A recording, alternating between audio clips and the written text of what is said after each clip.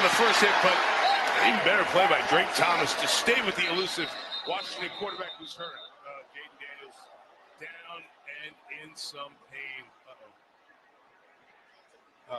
So Daniels going down right away in this really injury-plagued, nothing going right season for Washington takes another awful turn.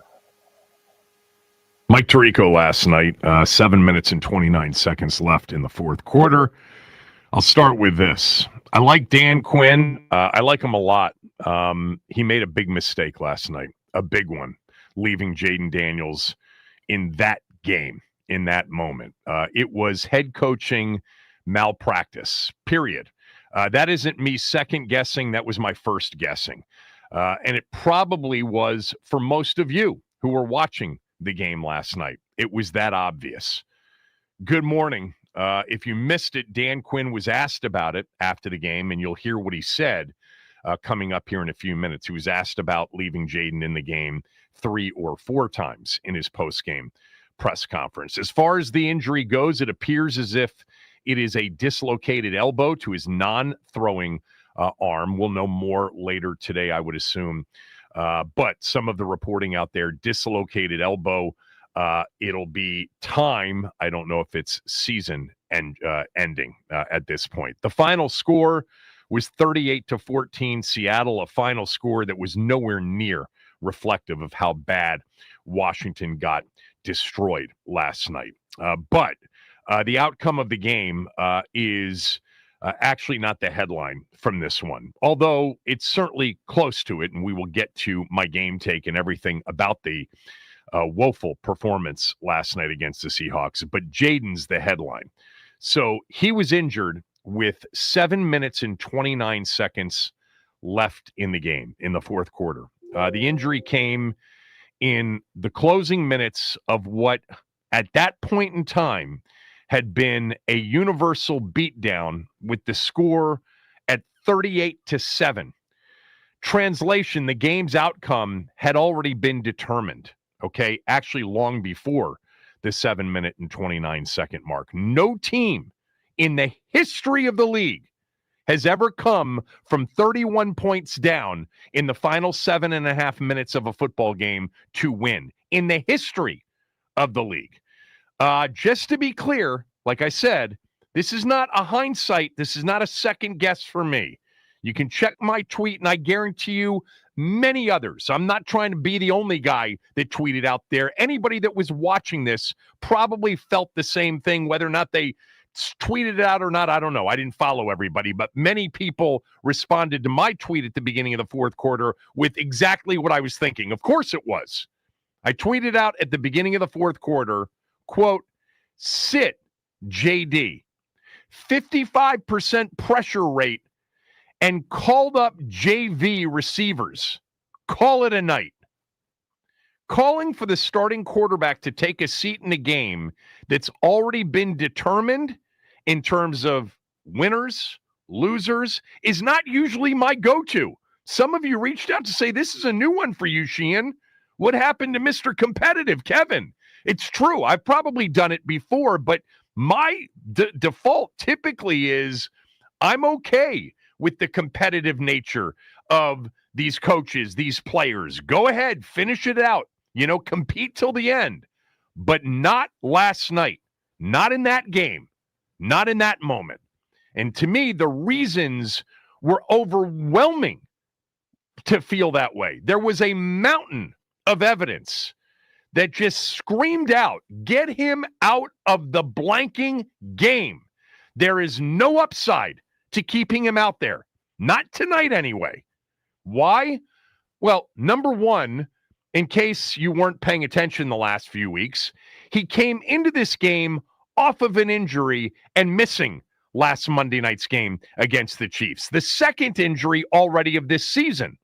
This one was a hamstring injury, a soft tissue injury, and he had made it through 3 quarters healthy last night. Why have him out there for what amounted to be, in the fourth quarter, preseason football?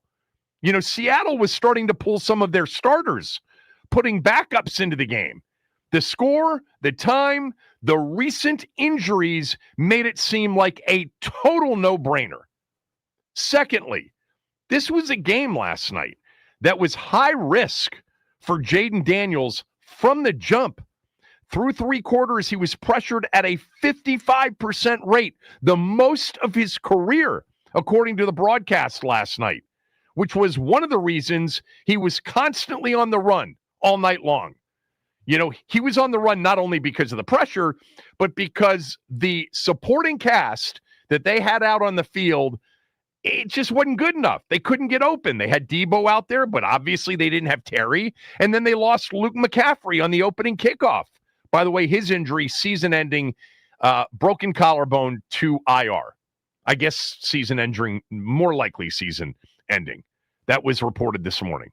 So the receiving core was inadequate. The pressure was nonstop. And at that point, through 3 quarters, they didn't have much of a running game to take the pressure off him. It's not like they really went to the running game and the quick game. More on that coming up with the Cliff plan last night. He was the running game.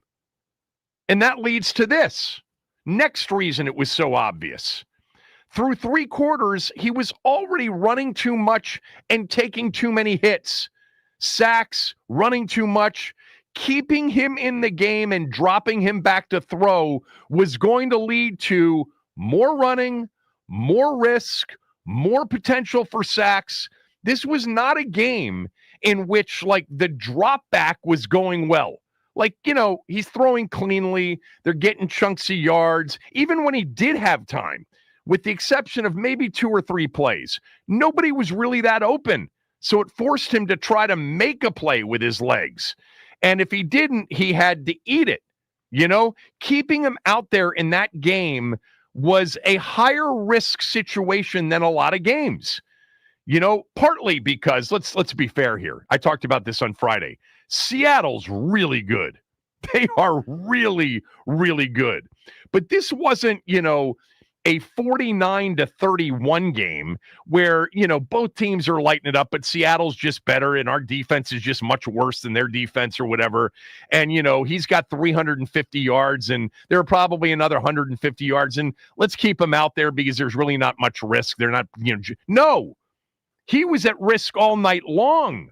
It was a struggle. There was nobody out there that could legitimately kind of help him. He was out there exposed for 3 quarters of the game. Maybe some of that was on him. Most of it wasn't. Why another quarter of that? It's just incredible to me. It seemed so obvious that the risk was not worth the reward, down by 31 points. The game's outcome had long been determined. He had been injured recently, which should have led everybody to be in a more protective environment, a more protective posture when the game got out of hand like this one was. The Seahawks are teeing off on him, putting him at risk on almost every called pass play, even quick game. They went to more quick game late, but even the quick game, the pressure was right there. He took some of the highest pressure rates he's ever taken in a football game that he's played in at the professional level, according to Next Gen. And again, the most important thing is he came in injured and the game is over. He's had 2 injuries. It's preseason football in the 4th quarter. What are you doing? It was way over. Again, man, I really like Dan Quinn so much, but you can't sugarcoat this one. The decision to keep Jayden Daniels, your franchise quarterback, in that game, that late into the game, was a mistake, period. A big mistake. This was not a playoff game. This wasn't a doable comeback. The odds were probably off the board in the 4th quarter in terms of Washington's, odds of winning. The game was way over, and they put him out there. They dropped him back 2 or 3 times on the final drive that he went in there for. Yeah, there was some quick game. There was more running the football, and I think the play he got hurt on was an RPO. An RPO is a run-pass option, not a read option, where it's either the run to the running back or him running, but it's he pulls it and he's supposed to throw it, but the pressure was so quick as it had been. And I don't know, but on that final drive, 2 to 3 dropbacks. You know, people make mistakes. Coaches make mistakes. You're not going to get me to call for anybody's job over this.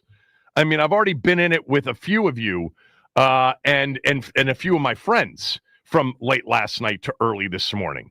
Like, that's it. Got to fire Quinn. Got to fire Peters. Hey, guys, 10 months ago, 9.5 months ago, they had us 60 minutes away from the Super Bowl. This season has been decimated by injuries. Sure, you want a different offseason plan? We can debate that. Firing these two? Are you guys out of your mind? Are you out of your skull? Do you know what they did last year? You're not going to give them more time? Wow. It was a mistake, though, last night. Dan Quinn made a mistake last night. You know, Tommy's favorite saying is, sometimes the juice ain't worth the squeeze. And last night seemed obvious to anyone watching that the juice was not worth the squeeze to have him in the game. It seemed so obvious to everybody except for one person, the person that needed it to be obvious, the head coach. I love Dan Quinn. I don't want Dan Quinn to go anywhere. I think they've got some big decisions coming in the offseason as it relates to the defense. But Dan Quinn's and Adam Peters have built something here in the beginning of something, and they've got a foundation. They have been ravaged by injury. Ravaged. That is still the number one reason that they are 3-6. Number one. Now, we can debate as to what they would have been had they been a healthy team. That's fair. And it's very clear that even if they had been healthy on defense this year and hadn't lost all the key pieces they've lost, it was not going to be a good defense. And because they were playing a tougher schedule, tougher quarterbacks, it was going to be harder to overcome it as much as they did last year. I'll concede that. The game itself last night was such an embarrassment long before the injury. It was an absolute disaster, you know? And again, let me just mention this for the second or third time. Wow. Seattle is an excellent football team. They are excellent all around. I talked about this on Friday's show. I said, this is a bad matchup. I said, I think they're a Super Bowl contender after watching a few of their games. This was not a good matchup coming in, but Washington never, ever gave themselves a chance in this one.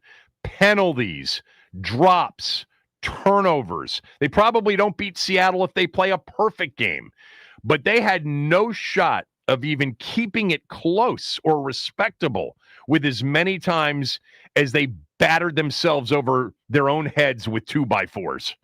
The penalties on the first 3 drives of the game on offense, devastating. We know that they can't stop anybody. We know that right now they probably are the worst defensive team in the league. Cincinnati and Dallas are close. I'd give the nod to Washington. They're horrendous. Horrendous. I saw something, a friend of mine sent me something that Mitch Tischler tweeted out, and I loved it. Hold on, where is it? Mitch Tischler from, Monumental. Mitch tweeted out after the first half, I guess, Commanders over the last 4 quarters, so the 2 quarters, second half against the Chiefs and the first half against Seattle, they've allowed the defense 7 touchdowns, 1 field goal, 601 total yards, 1 punt, 1 kneel down, and had been outscored 52-7.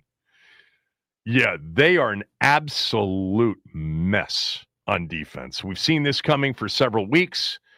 But offensively, they never gave themselves an opportunity because they kept bashing themselves in the head with a brick. You can't do that in a game. We talked about this going back to really the Dallas game. It's like there's no margin for error offensively. Your defense is terrible. The other team's going to move the football, and they're going to score. You have to match it, and you can't match it with penalties, drops, turnovers. Can't do it. And they have not been able to steer clear of all of that. All right. I've got a game take, what I like, didn't like, and some other observations. I will start with this. My number one observation. I really like the uniforms. I loved them. Made me feel like I was watching my team, even with the helmets not having the original logo. That would have been better, obviously. But it looked like my team. I felt like it. But unfortunately, the game never felt like a game. That's what sucked about last night. Two other opportunities to wear those against Denver. That should be fun. On Sunday night, Thanksgiving weekend, and then on Christmas Day. Is there any way we can get flexed out of the Christmas Day game, Max? I don't think no. Yeah, you can't. It's too bad. I would love for them to flex us out of the Christmas Day game.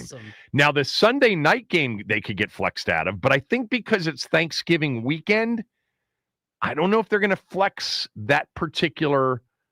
Sometimes those holiday weekends, they leave the schedule as is. Now, and plus, Denver's in the game, and Denver's very good. So they'll probably leave Washington in that Sunday night Thanksgiving Day spot. I'm looking to see what other Sunday games there are. Wow. Buffalo at Pittsburgh, but that's a CBS doubleheader game. Yeah, it's going to stay where it is. They're going to play that one. They're going to play Philly on that Saturday, December 20th, which is just a few days after Thanksgiving. Now, Green Bay plays at Chicago. That might be the night game. Maybe they'll push Washington and Philly to the middle of the day on December 20th. All right. My game take next.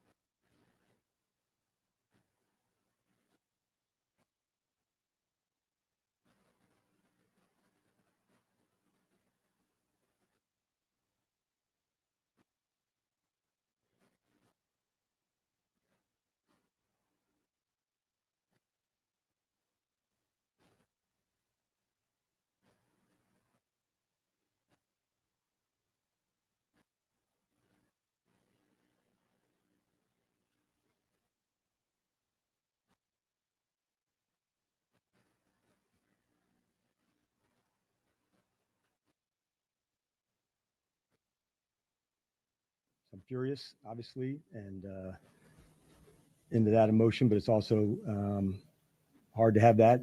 You see the entire team, on a knee circling up on Jayden, and who's on the ground after, his injury. So the update on him is he does have a left elbow injury.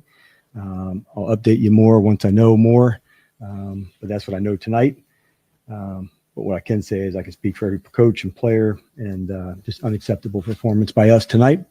And told the team, we're the one dug the hole. We're the ones that dig it out. The solutions are from within. So we missed it by a mile. We missed the out by a mile. Great environment, fans, great setup, like all the way through. And man, we completely missed that chance and that opportunity tonight. So that stings, and we'll get all of it, found out and look through. I'll give you updates on injuries once I know them tomorrow. So glad to start, John. Missed it by like multiple miles last night. I think that today, I when he speaks, I think 3:00. I hope there is some kind of regret over not pulling him. Look, the bottom line is, in the moment, they didn't really consider it. They didn't really feel like it was necessary. It seemed like it was obvious to almost anybody that was watching. And for those of you comparing it to the RG3 injury, the only thing that's similar is that it happened against Seattle at home. That was a playoff game. That was a playoff game in which they had a lead in the playoff game. They led 14-0 in that playoff game, and the doctor told the head coach, it's the brace that makes him look funny right now. We fixed it at halftime. Of course, that was not true. I really like Dan Quinn. I absolutely would at this point.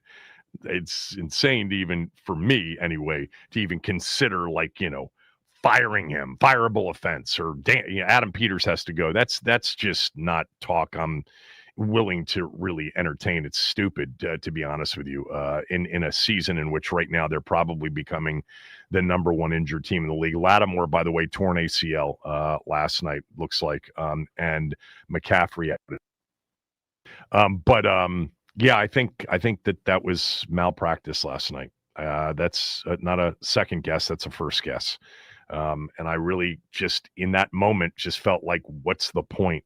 He got out of here unscathed. Let's move on to next week. Let's see what happens in really what would have then become a must-win game. You would have had to beat Detroit to have any real chance. By the way, Detroit's only a 4.5-point favorite on Sunday in Landover. Seems awfully short. Smell test 8-1 over the weekend with Arizona pending tonight. Let's get to my game take. Kevin's take. The good, the bad, the ugly from yesterday's Washington football team game. Here's Kevin. Okay. Not much to like from this game, but, trying to find a few crumbs. I like Chris Rodriguez. I thought Chris Rodriguez was good last night. 12 carries, 65 yards. I know a lot of it, came with the score completely out of hand. Some of it came in the fourth quarter against Seattle. They had taken their foot off the pedal long before some of these yards, even had some backups into the game. I saw Leonard Williams and a couple of the other guys sitting on the sideline for a portion of the fourth quarter. But I've always liked the way that Chris Rodriguez runs. I loved the 3rd and 1 in the third quarter, I think it was. I mean, he took that thing and just pounded it in there. He's a guy that always seems to get 3 when he should have gotten nothing, 4 or 5 when he should have gotten 1 or 2. I don't see much difference between Rodriguez and Krosky Merritt. I really don't. I'd probably give Rodriguez a lot of opportunities. I like Krosky Merritt's ability and vision, but obviously, I hope we've moved on from he's obviously the steal of the draft kind of a discussion. Chris Rodriguez on the list of things that I liked, as was Tress Way. This is like the old days. Like there was a stretch there, 2023, 2019, 2018. Tress Way's on the list. Terry McLaurin's on the list. I think every single week during those losing seasons from 2018 on, it was a guaranteed Terry was going to be on the list and Tress Way was going to be on the list. 4 punts last night, all of them inside the 20-yard line, a 47.8 yard per average, but also a 47.8 net on the night because none of those punts were returned. All right, Tress. He's a good punter, man. Always has been. Jeremy Reeves, I have no idea where he'll grade out. I just know this. He loves football. He loves to hit. And last night, I thought, unlike Monday night, he was one of the only guys that seemed to have the level of urgency that they had Monday night at Arrowhead. That's it. That's the good list. I'm not going to put on the good list the defense in the second half. No. They held Seattle to 7 points. They forced some punts, got a pick, which was a gift from Darnold. The Seahawks just weren't playing the second half with anywhere near the same urgency because they did not have to. They were winning 31-7 and then 38-7. So no real credit for the second half defense, even though it was a little bit better, but who cares? The major damage had been done. I mean, and the details of how it was done to them in the first half coming up, and they are gory. Move on to the much longer list of the things that were bad from the game. So I'll just, once again reiterate, number one for me is Jayden's injury. I think it was malpractice, coaching malpractice to have him in the game. Many times, and I've said this, over the years, and some of you, were like, oh my God, this is a change for you, Sheehan. It is a bit of a change. More times than not, I'm okay, with fighting it out, competing till the end. But the circumstances, the context around this is just completely different. He comes into the game injured. He's got a limited supporting cast. He's under duress at the highest levels that he's ever been at in his career. He's, running every second or third play. He's getting sacked. Like, stop. It's 31 points is the lead. There's zero chance. The game was off the board, I bet, at that point. You just don't you don't come back from that. There was no gain, no upside. Like I'm waiting for the person to say, well, he's had some rust because he hasn't played that much. He played 3 quarters in the game. Fine. We'll knock the rust off with the 3 quarters. That's enough for tonight. It was legitimately preseason football-esque in the fourth quarter. Seattle pulling starters. The last play of the third quarter was it for me. He got sacked. The clock ran out. It was 4th down. They come back and they've got Tress away. They're not even thinking about going for it. Down 38-7. I'm like, no, that's it. Call it a night. Tweeted it out. As many of you did. It was obvious. Come on, Mariota. Take the, let's get you warmed up. We're going to get you into the game and protect you too. We're going to run the ball and punt a lot in the fourth quarter and get the hell out of Dodge. So number one on the list of things that I didn't like is, again, to me, the headline out of this was, I guess you could nicely describe it as careless. You could harshly describe it as dereliction of duty. Okay? Malpractice, I don't know, is that somewhere in between? That's where I am. But I'm pissed. I can't believe they didn't feel that or see that. I did not think this team was ready like they were on Monday night, and that has been a hallmark of Quinn teams here. He's right when he says the culture isn't the issue here. It is the limitations of the players that they have and the limitations of the backups and the backups to the backups, which they've now been forced to play because they have been, absolutely decimated by the injury bug this year. But Monday night was like, hey, man, they came out. They gave it all they had. Like there was a level of energy, a level of compete that you expect. And I didn't feel it last night. I didn't think it was the same level. I mean, I thought Reeves was flying around. Love him. Jayden didn't play on Monday night, and he looked spry. He actually looked great, from a running standpoint. He didn't look – I thought he looked quick. I thought he looked, quick reaction-wise. But, it just was not the same overall vibe that they had on Monday night. And then on top of that, outrageously sloppy and destructive, self-destructive with the penalties, etc. in the first half. The intense urgency that was there on Monday night was not there. I didn't feel last night. I knew they were at a disadvantage when their defense was on the field. If you watched any of Seattle coming into the game, you knew that was going to be a problem. But, it's like, the old cliche coaches always use, if you're going to make a mistake, make it at full speed. They were indecisive, and I felt like not making mistakes at full speed like they did on Monday night. That leads me just specifically to the goriness of what the defense offered up last night. It's about as bad as it gets. As I said, right now in this moment, I think they're the worst defense in the NFL. Cincinnati's close. Dallas is probably a little bit better than we are right now. Cincinnati, Washington. Cincinnati gave up 47 to Chicago, 39 to the Jets. So maybe it's Cincinnati won, Washington too. But you can't get any worse than they were in the first half last night. First of all, they can't cover. That's been obvious all year long. Zone doesn't matter. Man doesn't matter. They just don't have, anybody that can cover man-to-man, and they seem to be more often than not a bit soft and a bit confused in zone coverage. And then the lack of execution on the back end in coverage is made up for with zero pass rush. They have no pass rush right now. Losing Dorrance Armstrong was a big deal to that, no doubt. They, at times this year, had, a quasi-decent pass rush. Again, if we go back, weeks, it's like, yeah, but it was against the Giants and Russell Wilson. Yeah, but it was against the Raiders and Geno Smith. And that was clearly a clue that, let's hesitate before we start anointing this defense. But can't cover, can't get a pass rush, can't stop the run consistently. They don't get takeaways unless the other team just hands them one like Darnold did last night.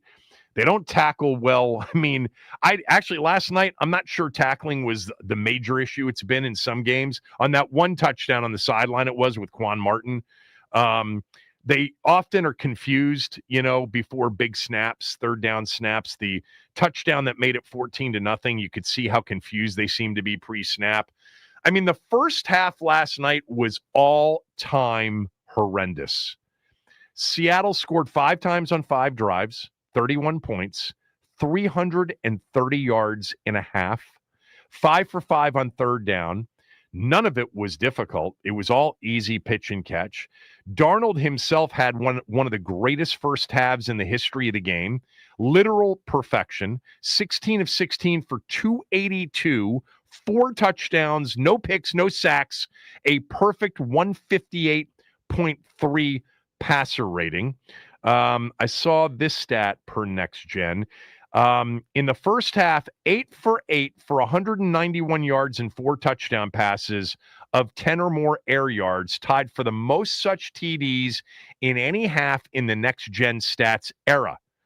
Darnold himself was pressured on a career low 12.5% of his dropbacks and went 18 of 21 for 294 touchdowns and an interception when kept clean, which at 12.5%, that would mean that 87.5% of the time he was kept clean.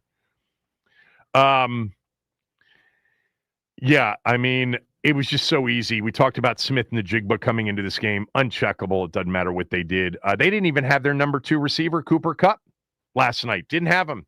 The touchdown pass to Horton that made it 14-0 on the 3rd and 8, that was the one in which I think I just referred to it, looked like total mass confusion pre-snap.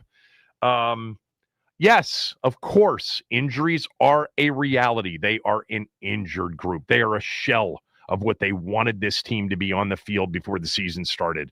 Armstrong, Wise, Harris, the list goes on. Now Lattimore, Quan Martin was out of the game, came back. Trey Amos was out of the game, came back. But, man, it's ugly, and it's not going to get any better. They would literally need, their opponents to crap themselves over and over again just to look close to average. I would imagine major changes are coming in the offseason at the latest. And I just can't imagine that Joe Witt Jr. is back next year. I don't even know if he's the problem, if he's responsible for any of this. But the bottom line is 29 games as the team's defensive coordinator, and the defense has been hot garbage in 22 of the 29. Next on the list, the offense. Three things about the offense last night. It was limited, clearly, by the players they had on the field.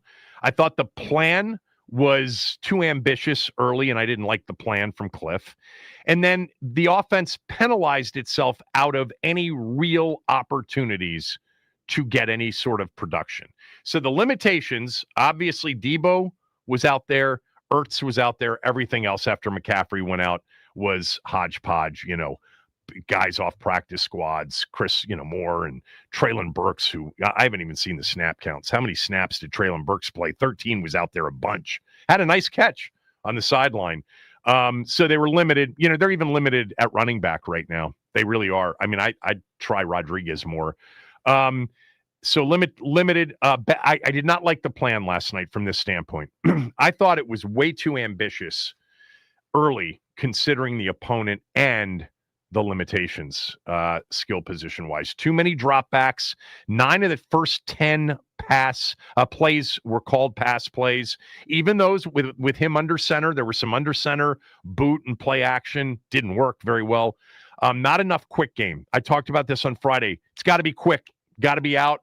We got to get it. It's going to be a lot of line of scrimmage, run extension throws, because it was very clear that Cliff did not think he could run the football against the number one rush defense in the NFL. And I thought he might come to that conclusion. But where was the quick game? Where were the screens? Look, the deficit got out of control so quickly. It was 21-0 before we blinked, 28-0 before we blinked twice. So I don't even know what the plan was after that. But it's like, Nine out of the first 10 plays were called pass plays. Again, I'm okay with the run extension throws, the quick screens, the bubbles. They threw a couple to Debo, quick game, super quick. And they got quick game into it late when the game was over. I didn't love the plan. What is he working with? Not a lot. Understand that the clay that he has been given to mold the offense into something is pretty rank in the overall texture and smell. Penalties, they killed this team early in the game when it was very obvious after the opening drive of the game, which went 90 or whatever it was, 85 plays, 9 minutes. And it was very obvious. Offensively, they were going to have to keep up. And so let's go through the first 3 drives of the game. First drive, right? After a first down, by the way, they opened with the ball, right? They won the toss and took the football. So after a first down, balls at their own 42, we get the blindside block by Biotish. 15 yards, 2nd and 25. Forget about it with what they have on the field, 2nd and 25 against that opponent. Drive killer number 1. 15-yard penalty on the opening drive. Drive number 2, they're on the move. 2 first downs. They're at the Seattle 40-yard line. It's 3rd and 2, and Jayden takes off for a really big-time scramble, moving the chains, gets out of bounds, 6-7 yards. Woo! We're at the Seattle 32-yard line. Let's go. But no, face mask, Chris Paul. 15 yards. Now it's 3rd and 17 back at their own 45. Next play, Jayden trying to make something happen, forces one. It gets picked on the sideline. Excellent interception, but also, a heave up into the air, hoping that Jalen Lane would come down. Jalen Lane's not your, contested catch guy. We should know that by now. So penalty, Chris Paul's 15-yarder, drive killer on drive number 2. Drive number 3, it's 4th and 1. They're down 28-0 because Jalen Lane had fumbled the kickoff, and they had scored quickly after that. God, the scores, they were pretty quick. And Quinn rolls the dice from his own 29. That's fine. It's 4th and less than a yard. And Jayden's off to the races on a quarterback keeper. Ertz, illegal motion, false start, whatever it was, 4th and 6, they got a punt. First 3 drives, 3 penalties that derailed those drives on a night in which you could not do that to yourself and have any chance. You couldn't do it against Dallas, and you did it. You couldn't do it against Kansas City, and you did it, with the turnovers and the turnover in the opening drive because they were pretty clean elsewhere. But you had to be flawless. No penalties, no drops, no turnovers, and 3 devastating drive-killing penalties on the first 3 offensive drives.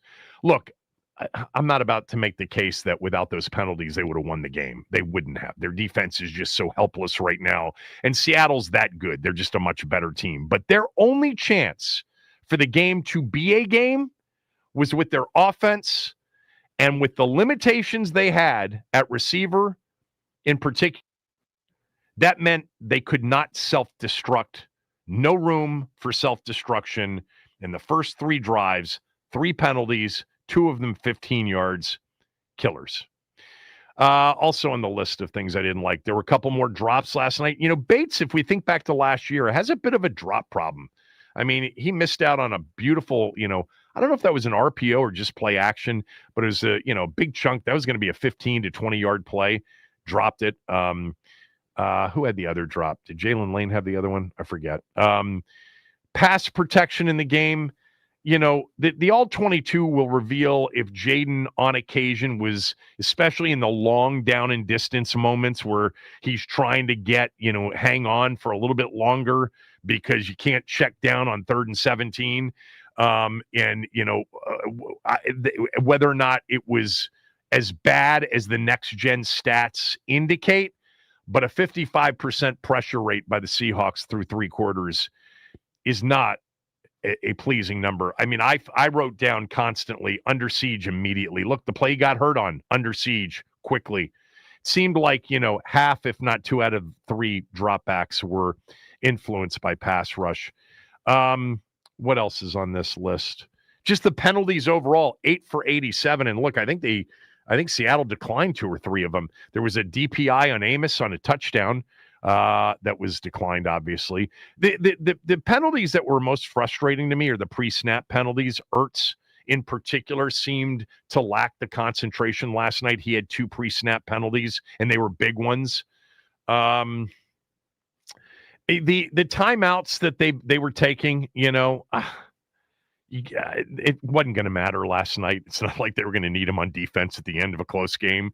But, man, the whole operation last night was just discombobulated, and they just took too many timeouts in spots where you can't take timeouts. The turnovers, Jalen Lane on the kickoff return, Jayden's 3rd and 17. There you go. That's the list of bad from last night.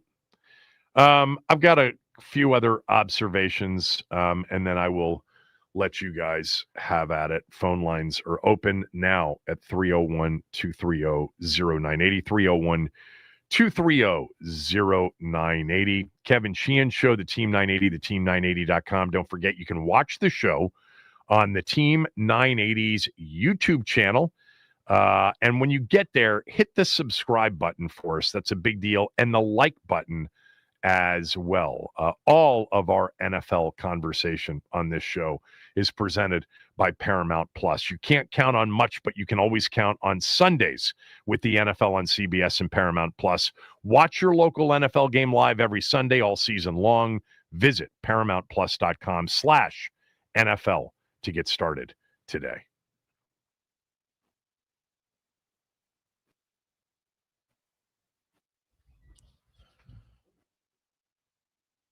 All right, it is Monday, everybody, and the Commanders last night, they were smoked by the Seahawks, but unfortunately, that is not the news of the day. Jayden Daniels dislocated his elbow down 38-7, trying to score a touchdown late in the 4th quarter. He's been ruled out indefinitely as of this morning. X-rays are negative. He will receive an MRI later today to further determine the severity of his injury and how much time he will miss. Other notable injuries for Washington: Luke McCaffrey broke his collarbone on the opening kickoff, and Marshawn Lattimore is feared to have torn his ACL, likely putting an end to his season. Look around the NFC East with the Eagles on bye and the Cowboys on Monday Night Football. The Giants were the only other team in action yesterday as they fell to the San Francisco 49ers 34-24. The Eagles did make some headlines this weekend, trading for Jair Alexander, and this morning it is being reported that they have also traded for Dolphins pass rusher Jalen Phillips. Tonight, the Wizards take on the New York Knicks. Tip-off at 7:30, pregame coverage gets going on 106.7 The Fan at 7:15. This update is sponsored by the Team 980 YouTube page. Just open the app, type in the Team 980, hit subscribe. Kevin Sheehan is live every day from 10 to 1, and you can catch Denton's office throughout all football season. Don't forget to hit the like button whenever you do decide to join us and turn on notifications to stay up to date on all things DC sports. And that is what's trending.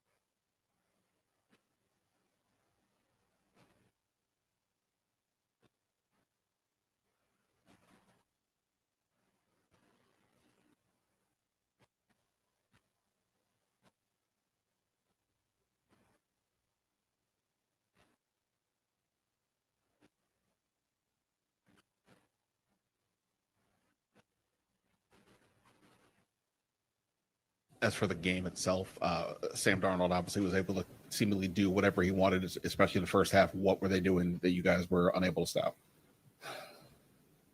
Like I said, I give them the credit, but the breakdowns that we had allowed them to have that night are obviously disappointing. It's one thing, a call or, player beat man to man, but, to have a couple breakdowns take place for us, that's, when you beat yourself, man, like you got no shot at it. Dan Quinn last night after the game answering a question from Ben Standig. Ben should be with us, I think, at 12 noon. All right, 301-230-0980. I do have a few other observations after my good list, bad list. The good, Chris Rodriguez, Tressaway, Jeremy Reeves. The bad, Jayden's injury, coaching malpractice, in my opinion. I didn't think the team was ready. I didn't think the team was sharp. The defense was brutal. The offense was limited personnel-wise. I didn't love the plan, and then it penalized itself out of any legitimate chance to produce early on. There were drops. There were pass protection issues. There were turnovers. There were too many penalties again. And the timeouts that they are calling at the worst possible time. Not that it impacted last night's game. So the other observations, as I mentioned already, I thought the uniforms looked great. We can move on from that. Jayden's night before the injury, it's hard to really evaluate it. I didn't think Cliff's plan against a pass rush that couldn't be blocked with receivers who couldn't win quickly enough was the plan I was expecting anyway. I'm sure he's got reasons for it. I thought there would be a hell of a lot more quick game, super quick game, and we got it later. I didn't think that of the first 10 snaps, there would be one legitimate run to a running back. Look, there were some bad moments, clearly, other than the injury. I think he missed a deep shot on the move to Lane. He was flushed, but he had an opportunity to throw it to Lane. That was late first half, I believe. There was the sideline throw to Bates on the opening drive that was a bit, it was on a bootleg and he got pressured and he just kind of threw it up for grabs. It was incomplete. The interception was, after the penalty, the 15-yard penalty was, an effort to try to make something happen, but it was, under pressure, going backwards, chucking it up for grabs. There were some good plays, some good throws, some good runs, a couple of third down conversions to Ertz, in the first half, the 4th and 1, play action rollout to Bates. The quick fake bubble in the end of the first half on their touchdown drive where they fake the bubble and then they throw, into that open area to Lane for 15 yards. Really good, eyes down the field after being flushed again from the pocket to Ertz for 25 yards in the third quarter. Some really good scrambles. I thought he actually looked physically spry and decent. 12-yard scramble to the 1-yard line before the touchdown at the end of the first half. Had a really good scramble on 3rd and 2 on the Chris Paul face mask play. 51 yards rushing, 10 carries. I think he threw for $153 or something on 16 to 22.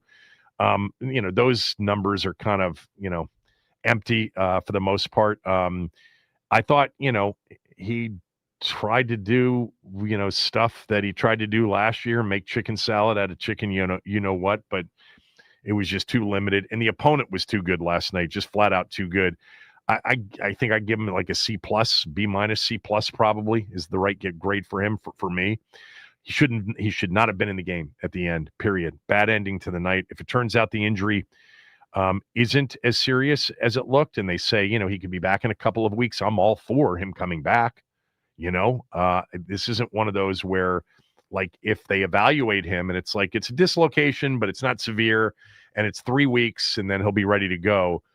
And then I can hear it now. Everybody's shut him down.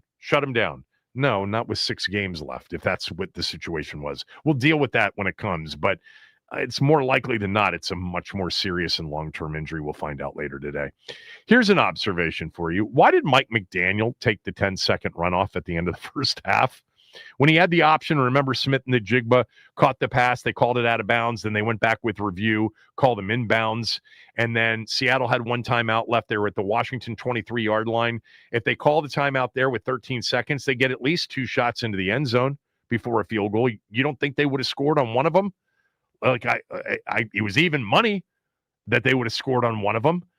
Given how bad the defense was. And he took the 10-second runoff and then took the timeout with 3 seconds and kicked the field goal. I guess thank you, Mike McDonald. He's a very conservative coach by nature. If you've watched Seattle at all, there are plenty of those, 4th down analytics, go for it's where he punts. But he's got a great defense too. Context is everything. So, yeah, look, 3-6, Lions coming to town. Season really does feel over right now. This is a season where QB 1, wide receiver 1, running back 1, DN 1. I guess you can make the case for DB number 1. Then you got, wide receiver 2 or 3. You got, DN 2. I mean, it's just 1s and 2s, just gone. These seasons happen to teams. They do. You want to argue about Adam Peters doing a crappy job? You can argue it all you want. I'm going to come back to these seasons happen where you just get lit up by the injury bug. I'm not here to tell you that if they had stayed completely healthy, After watching them and their healthy parts for portions of the season, that this would have been a great season. I think ultimately, like last year, and I thought it would catch up with them, they're too bad defensively. And they've got to fix that in the offseason. Have to.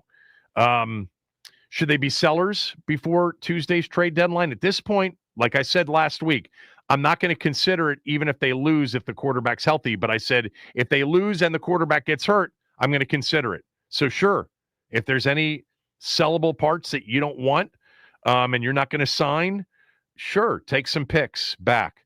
Yeah, that's kind of it. Just one more time, though. Like if you had no rooting interest in the game last night and you watched Seattle for the first time, wow, that's one hell of a football team. They are well coached.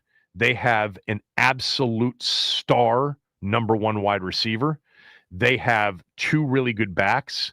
They've got a quarterback that is processing at the best of his career, and this offense is perfect for him.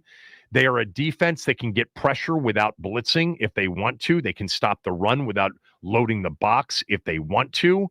They are an excellent special teams. This is truly, you could make the argument, the most complete team in the NFC. All right, your call's next.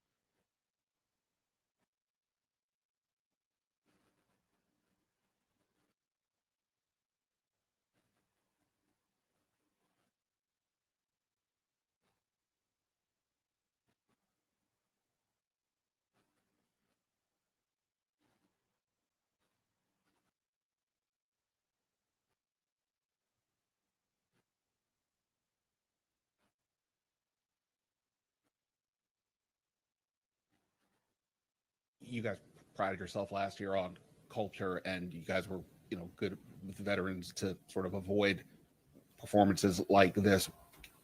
Beyond the injuries, can you point to like what feels different about this year compared to last year? Because obviously it's not just this game. Yeah, obviously, if I had one, I'd already point to it. I certainly don't think culturally is where I would look.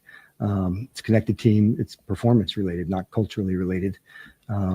Guys, like care, working at it, good teammates. So like, yeah, I think you're barking up the wrong tree on that space, but you're not when we say about the performance. So I understand the question, but this is performance related and we've got to get it fixed. Yeah, I don't know how they're going to get it fixed. They don't have, they've basically run out of bodies at this point. So we'll see what happens. It will 100% right be Marcus Mariota on Sunday and then probably in Madrid. Boy, that Madrid game's lost a little bit of its luster, like all of it. Anyway, this segment of the show is brought to you by IHOP, introducing the IHOP value menu, where all your breakfast faves are just $6 each every day. Where else can you get a big, filling, sit-down breakfast for just $6? Go to your happy plates with the $6 IHOP value menu, available every day at IHOP, $7 in some locations. If you're just joining us, Lattimore torn ACL done for the year, and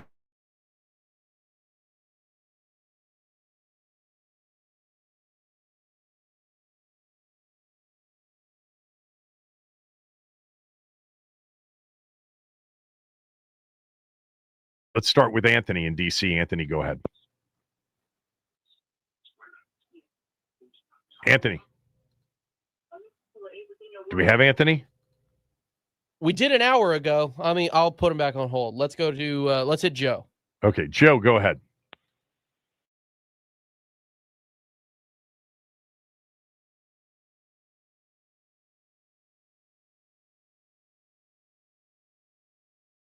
G, you there?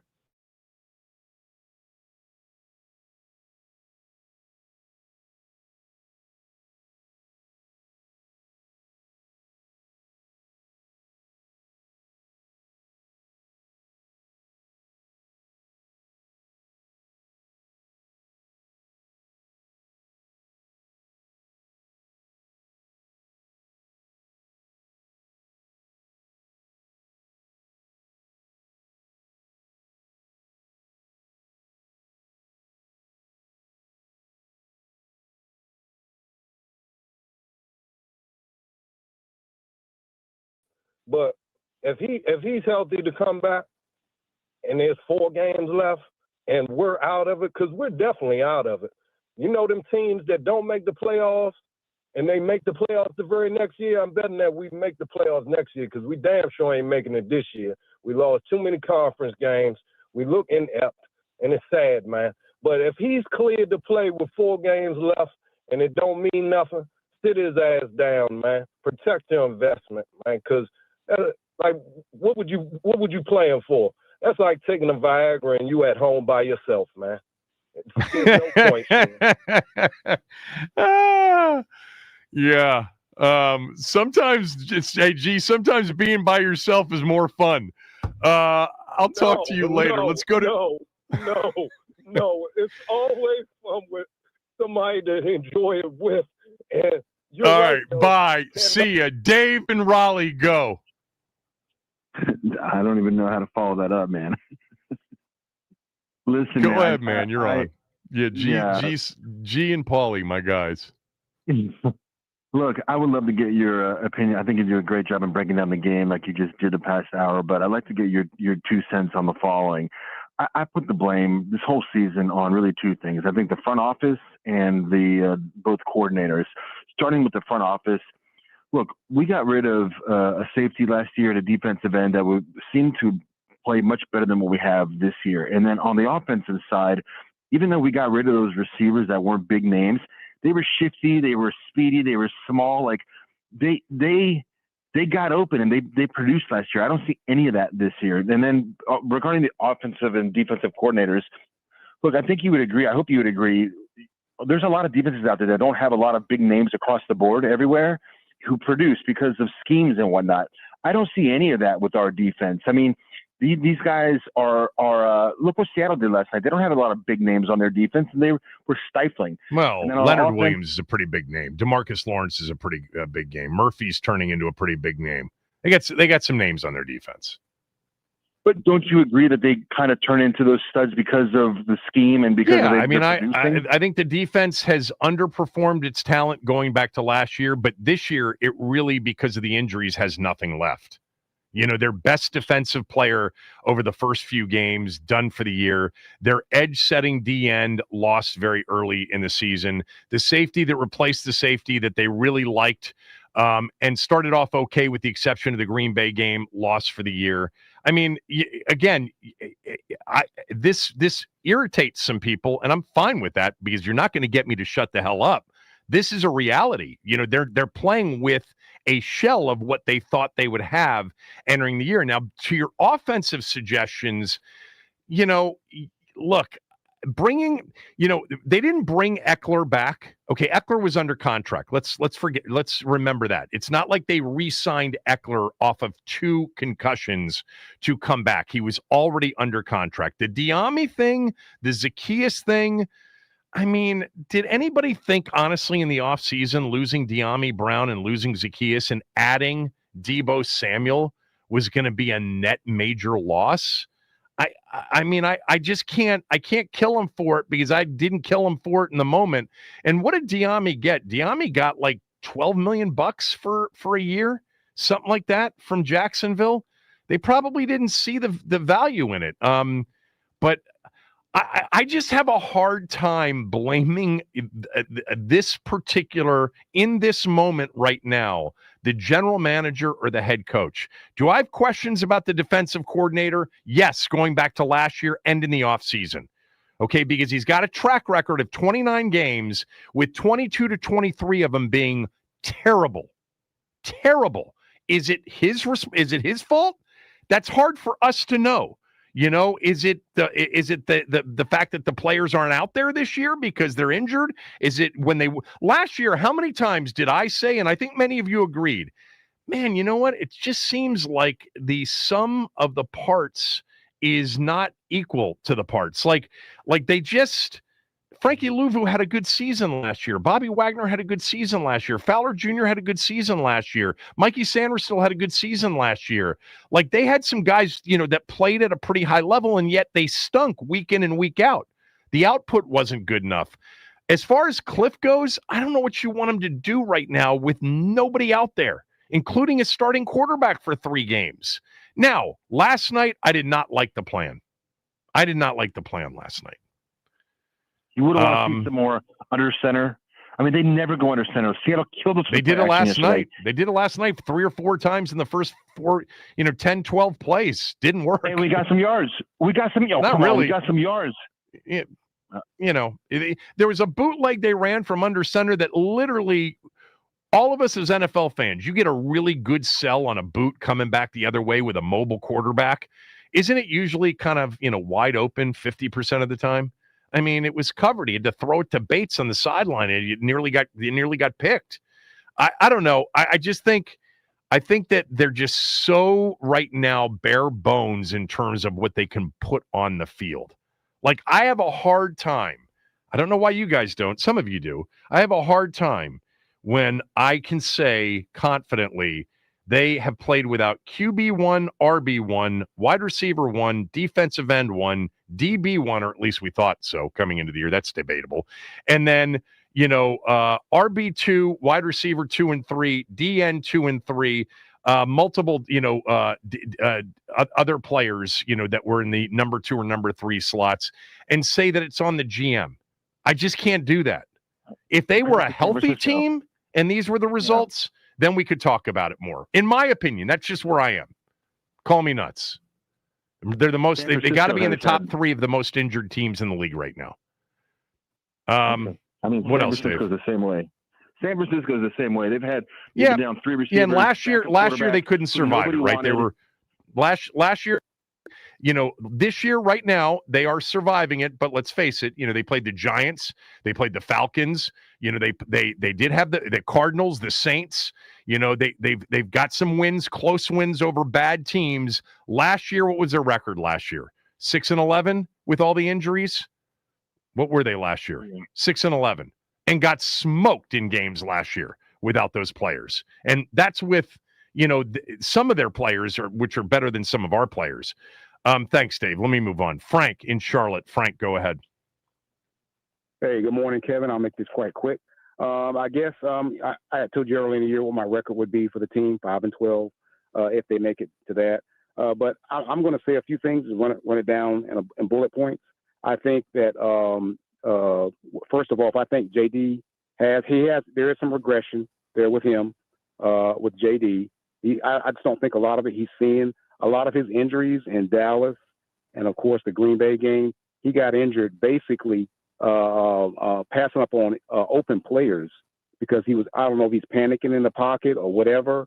What was open against Dallas in the play he got hurt when he was sacked almost instantaneously after the sack? It was a side adjustment. If he had slid to the left, you had Ertz right there. Yeah, Ertz, right. I couldn't remember who it was. In the Green Bay game, you had Terry on the backside. The DB falls down, but he elects to run. That's when Parsons runs up his backside and tears his knee up. So what do you want to do with him? You want to trade? You want to try to trade him? No, absolutely not. Okay. I still think he's the guy, but there is sometimes you have regression. But I'm gonna move on. Peters has been an abysmal failure. That 2024 second round draft has been a complete bust. All of them.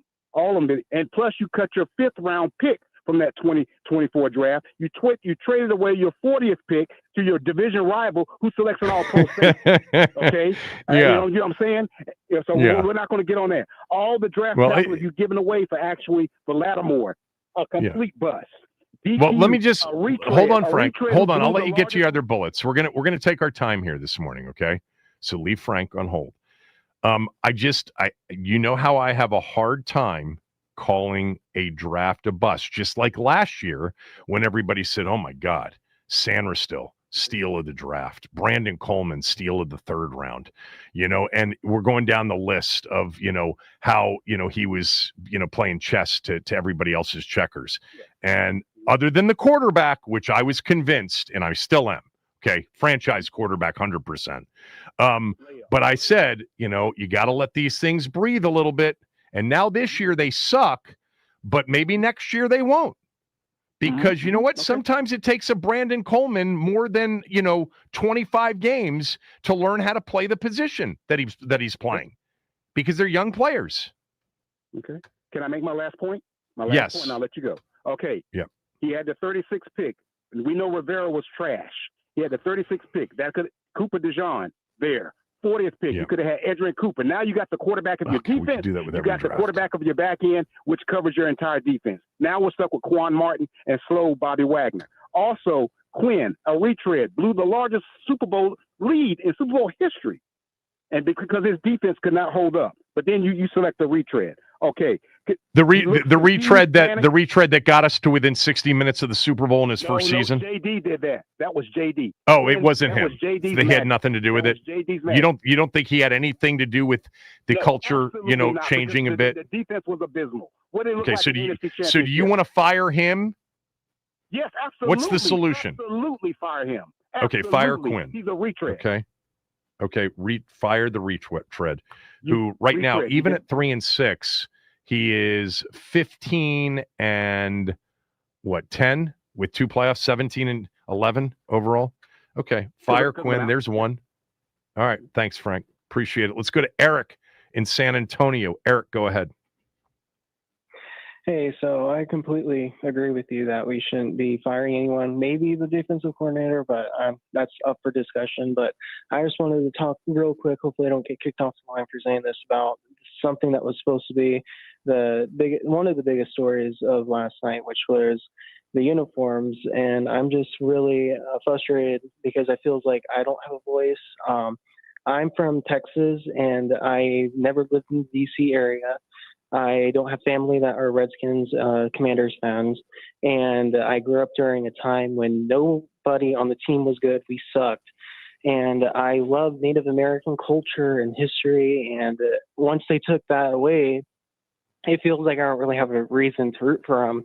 So all I would wish is that the logo was back, but it's like the ownership doesn't even want to just put it as an alternate. And it just feels like I'm being ignored. And you're not being ignored. You're among the majority. What are you talking about? Now you sound young, so you're probably not the majority in your age demo, but overall you're in the majority. people feel the same way. I hope so, because Yeah. I wrote. I mean, I do. Younger teenager. I wrote letters to the team, and I didn't get a single letter back. But when I wrote letters to Dan Snyder's team, I at least got some pre-written letters. Well, they did one thing right. I didn't get anything from Was them it a form letter? Yeah, it's just a regular letter that you get when you send to the team. But when I sent it to the Harris team, I didn't get nothing. I sent 4 letters to the Harris team. Nothing. I mean, look, I would never boot you off the air for talking about the name. I'm open to everybody's opinion on that. I always have been. I think it's, an incredibly debatable subject when too many people thought it was not a debatable subject, which still to this day irks the hell out of me. I thought the uniforms looked great last night. I would prefer it to be with the old logo on the helmet. We're never getting the old name back. That's not happening. The league's not going to allow it. It's top 10, revenue generating sponsors and clients, including big networks and, Bank of America and Amazon, et cetera. They're just not going to deal with their shareholders who would be outraged by it. That horse left the barn. They're not putting it back in. I'd still love a name change, and I'd like to go back to the old uniforms with the logo. I don't know what we'll get out of it. It looked good last night. It felt like I was watching my team, even though the helmets weren't exactly the same. But, unfortunately, it was hard to enjoy it because of the nature of the game last night. But thanks for the call. Mm-hmm. Yeah, Eric, appreciate it. Let's go to AP. AP and Laurel, go ahead. Hey, what's going on, Kevin? What's up, AP? First things first, man. Thank you for being the voice of reason. Just coming into that game, I personally didn't want Jayden to play, and you didn't want him to play last night. No, I didn't. Okay, that's just me Why? Personally, and I say that just because of just throughout the season, it's either we got Jayden, but we don't have anybody for him to throw to, or Terry's back. And, Mariota's pretty good. Like, he will get Terry the ball. I've seen it in past, like, especially against Dallas last year in the Week 18 game. He got Terry the ball. But well, Jayden got Terry the ball last year too, right? Terry had his biggest year. Yeah. I mean, well, I'm just saying in absence of Jayden. But right. I just throughout the season, Terry may not be back for a couple of weeks. Wasn't there some reporting on that, Max? That he may miss the next few games over the weekend that he might miss a few more weeks. Yeah. Okay. Just wanted to get that out there. Sorry. He's go not ahead. Going on IR, but no, you're good, sir. Like, he's not going on IR, but he's definitely not going to be back sooner rather than later. But again, throughout the season, the tale of the tape has been just not having a full complement of talent to protect Jayden Daniels. And I felt like, even coming into the season, like I felt like we didn't do enough. Like, if the measuring stick was to compete with Philly and to try to come back next year to be, competitors and to beat, Philly being the team to beat, I felt we just didn't do enough, especially at the skill positions. Now, and again, that's still yet to be determined, but, and I'm not going to blame AP or go on a bashing of Adam Peters, but we do still need to hold him accountable. And, as the season progresses, we still have a lot to, there still is a lot to be said about the decisions he's made. But just in closing, before with respect to what you said specifically about protecting Jayden, they traded for Laramie Tunsil, one of the best pass blockers in the NFL, under contract for another 2 seasons, including this one. They drafted another tackle that they were very high on, and the jury's way too, we're way too early on that at this point.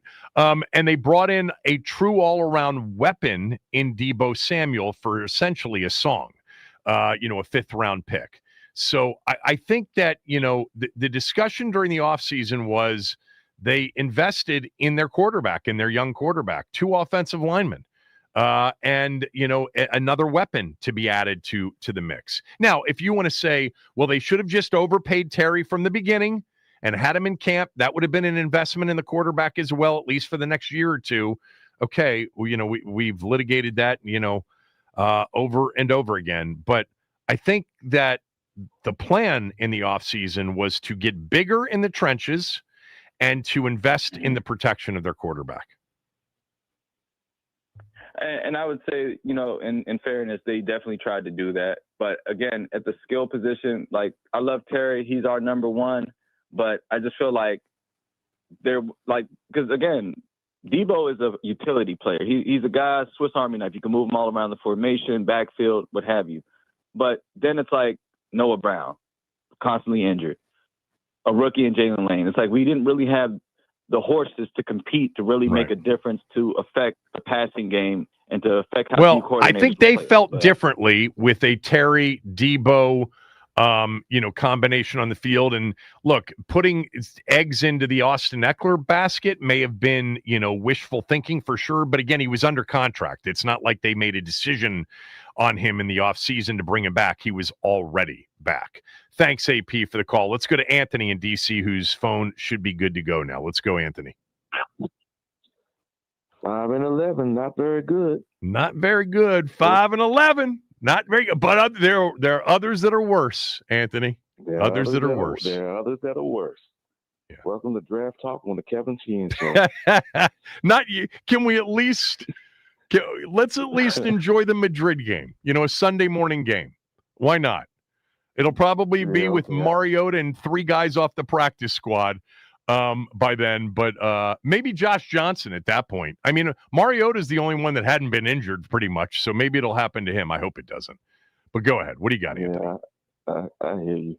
So basically, I was one of the few people who was consistent in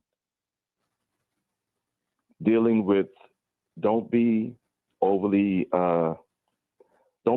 optimistic about the season based simply on the fact that the competition we were playing, now you throw injuries on top of that. And basically, last year we were living on the edge. This year, we've fallen off the edge. That's basically what it comes down to. You throw the injuries on top of all the luck we had last year. As I said to you last week, everything went right last year except for getting to and winning the Super Bowl. This year, everything has gone wrong. Right. I can't remember a season where we've had this many injuries to our quote-unquote top-level players. I can't either. Honestly, I cannot remember because to your point, it's not been second tiers. It's been their biggest contributors, their most important players. Right. And on a team that wasn't it didn't have a ton of them to begin with. Yeah. And I go back to when McDonald's was giving out posters of the Over the Hill game back in the day. Yeah. I had some of them. I had my Verlin Biggs one. I had a Sonny in a Charlie Haraway one. Okay. Nobody knows what we're talking about. What else do you have? Yeah, I know. But yeah, it's just about I don't know how we improve going forward next year. We got 5, 6 picks at the most.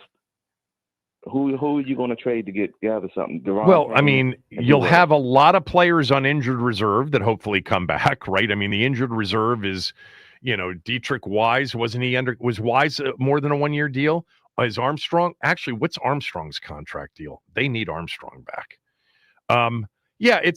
There's a lot of, this thing is leaking from a lot of different places. There is no doubt about it. But you start with, all the players you've lost that you think would have made a difference had they played this year. And, you start there and then you got to go outside. They're going to have top 3 cap space in the league when we get to, the beginning of March.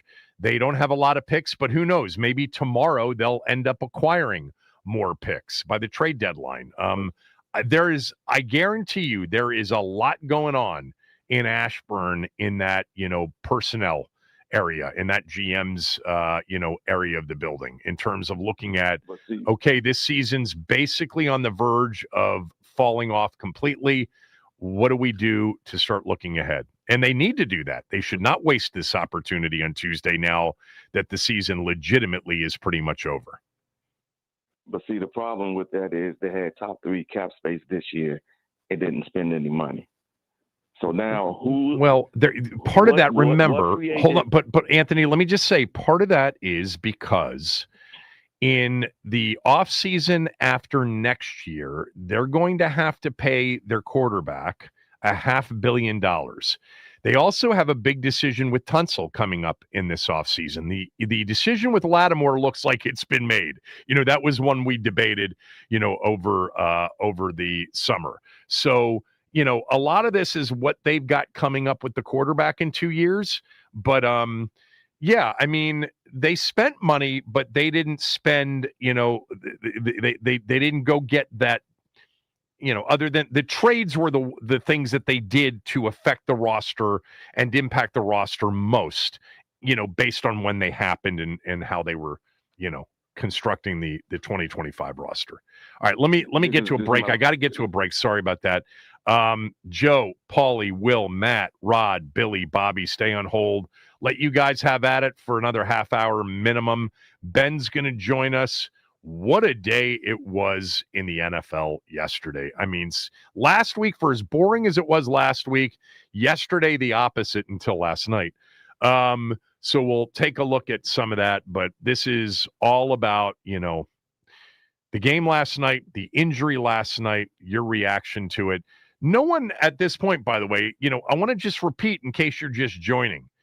To me, takeaway number one from last night was, and I like Quinn. I do. I like him a lot. I just think he made a bad mistake. But that was coaching malpractice last night to have Jayden Daniels in the game when he was in the game, given the context of not only the game, but what it was coming into the game. Terrible mistake. Hard to debate it, really. Kevin Sheehan Show, the Team 980 and the Team980.com.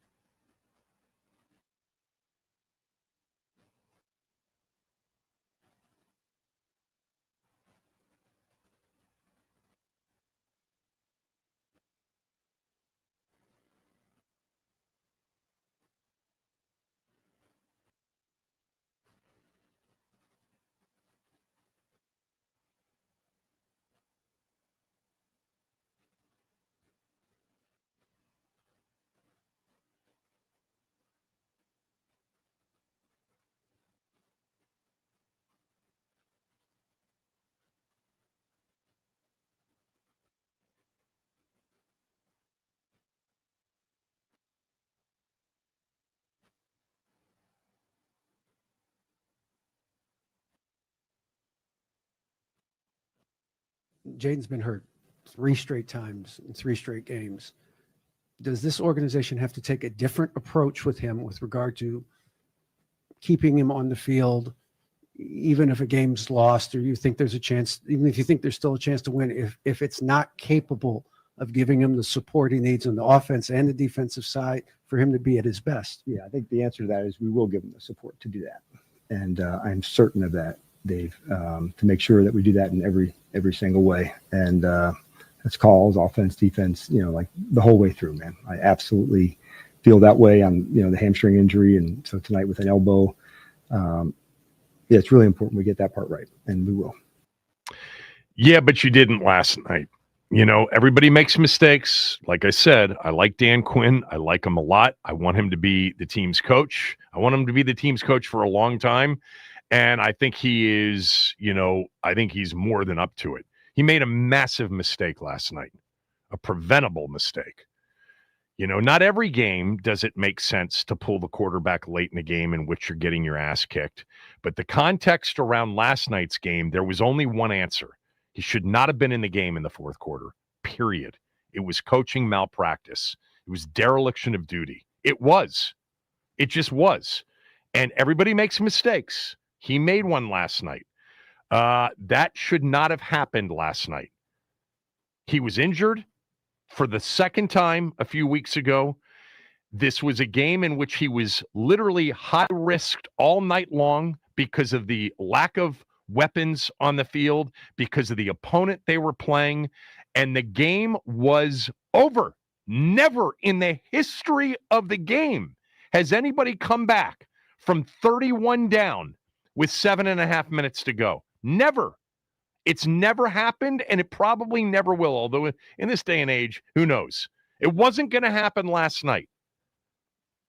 And then to suggest, this was part of it in support of him. They've done a lot of things to support him, and his body is not held up this year. And yes, I've talked about this going back to pre-draft. I am concerned that this is going to be the nature of what we have gotten ourselves into. I'm not giving him back. No effing way. No way. He's a franchise quarterback, period. A high-level franchise quarterback. This has been a very unfortunate season for the entire team and him. But there are a lot of seasons left. But I hope we don't get into this will he or won't he practice play 3 times a year, every year. But you know what? It's rare when you don't have that. It's rare when you have a Patrick Mahomes situation. Look at Joe Burrow. Look at Lamar Jackson. Elite-level quarterbacks. They've missed a lot of time. Missed a lot of games. Been a lot of will he or won't he? Practice or play. Patrick Mahomes missed a playoff game or two. So that stuff happens, But last night was, and you could hear it in David's voice. That's the first time I've heard that part of the presser. It must have happened much later. I heard the Nikki question and the John question. But you could, and I know David enough to know he's incredibly respectful and thoughtful, but he understood, I'm guessing, that this was a mistake. And he was giving the coach a chance to say, yes, should have pulled him. Absolutely. If I had to do it over again, hindsight, I would have pulled him. We haven't gotten that yet. Maybe we'll get that today.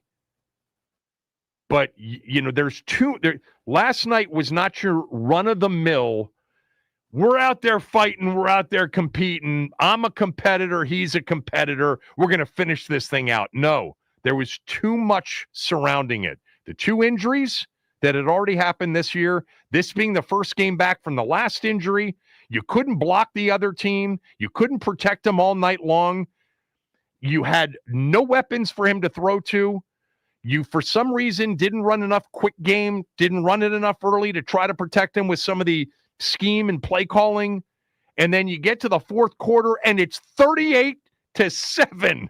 Are you kidding me? Again, I'm not the only person that did this. Trust me, this was obvious to most of you, but this isn't my hindsight second guess. Fourth quarter, after he got sacked on the last play of the third quarter, I tweeted out, sit JD. 55% pressure rate with JV wide receivers out there. call it a night.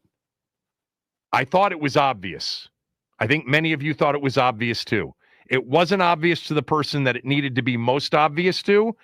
Again, I like Quinn. People make mistakes. That was a mistake last night. I don't know how you could describe it any other way. If you want to be a badass and say they're competitors, you leave them in there. You make them, you try to take something positive out of it. You know what? In a lot of situations, I agree. Not last night. Not given the context of last night. No chance. Let's go to Joe in Springfield. Joe, thanks for holding. Go ahead. Hey, Kevin, how you doing? Good, Joe. Kind of. I don't know if I can follow up that little preach you just made, but I'll do the best I can. There's only one like about last night that I enjoyed, and nothing to do with what was on the field. The fact that we had a good halftime ceremony for a receiver who was well-deserved and overdue with the jersey retirement. It was a great ceremony for those who were there, and seeing how Josh Harris put that all together. So that was the only positive for the night. I'm not going to even go into what I think about the defense because I was there in person, and the defense just was downright terrible. I mean, a Sandersville interception, great. I mean, we got luck on that. Other than that, Sam Darnold was like a Hall of Fame quarterback last night against us. The one side note I have to give, and I'm going to be on your side on this 100%, for all of you who think Dan Quinn and Adam Peters need to be shown the door, just stop it. If you think that 10 months ago we were in the NFC Championship for luck, then why are we playing the NFC Championship game? Yes, Dan Quinn made a mistake last night, and I totally agree. Jayden should have been out of there the whole fourth quarter. But if you really think that last year was a fluke, then you're not a true fan. If you want to go back on that former owner's yacht and be never heard from again, be my guest. But yeah, we're not good. We stink this year. Injuries happen. It's part of the sport. But the fact that people keep saying, well, Adam Peters hasn't proven anything. Well, if you don't think so, then are you on a bandwagon or not? I mean, I'm done with that. Yeah, look, we Joe, people like you and me don't live as much in the recency bias, era as others, especially in my opinion, younger others. And it's just tough to operate that way because this is a much more macro kind of a sport. It takes time, and the fine line between 11-6 and 6-11, 10-7 and 7-10 is so thin. And you can't 9 times out of 10 overcome what Washington's had in the form of the injury bug this year and succeed. And you definitely can't when that injury bug is not two backups, secondary players, minor contributors, but to your most important contributors and players. It's impossible. It's near impossible. So there's no chance if I own the team and I could never look Adam Peters and say, yeah, last year was great. Injuries, your fault too. We're getting rid of you.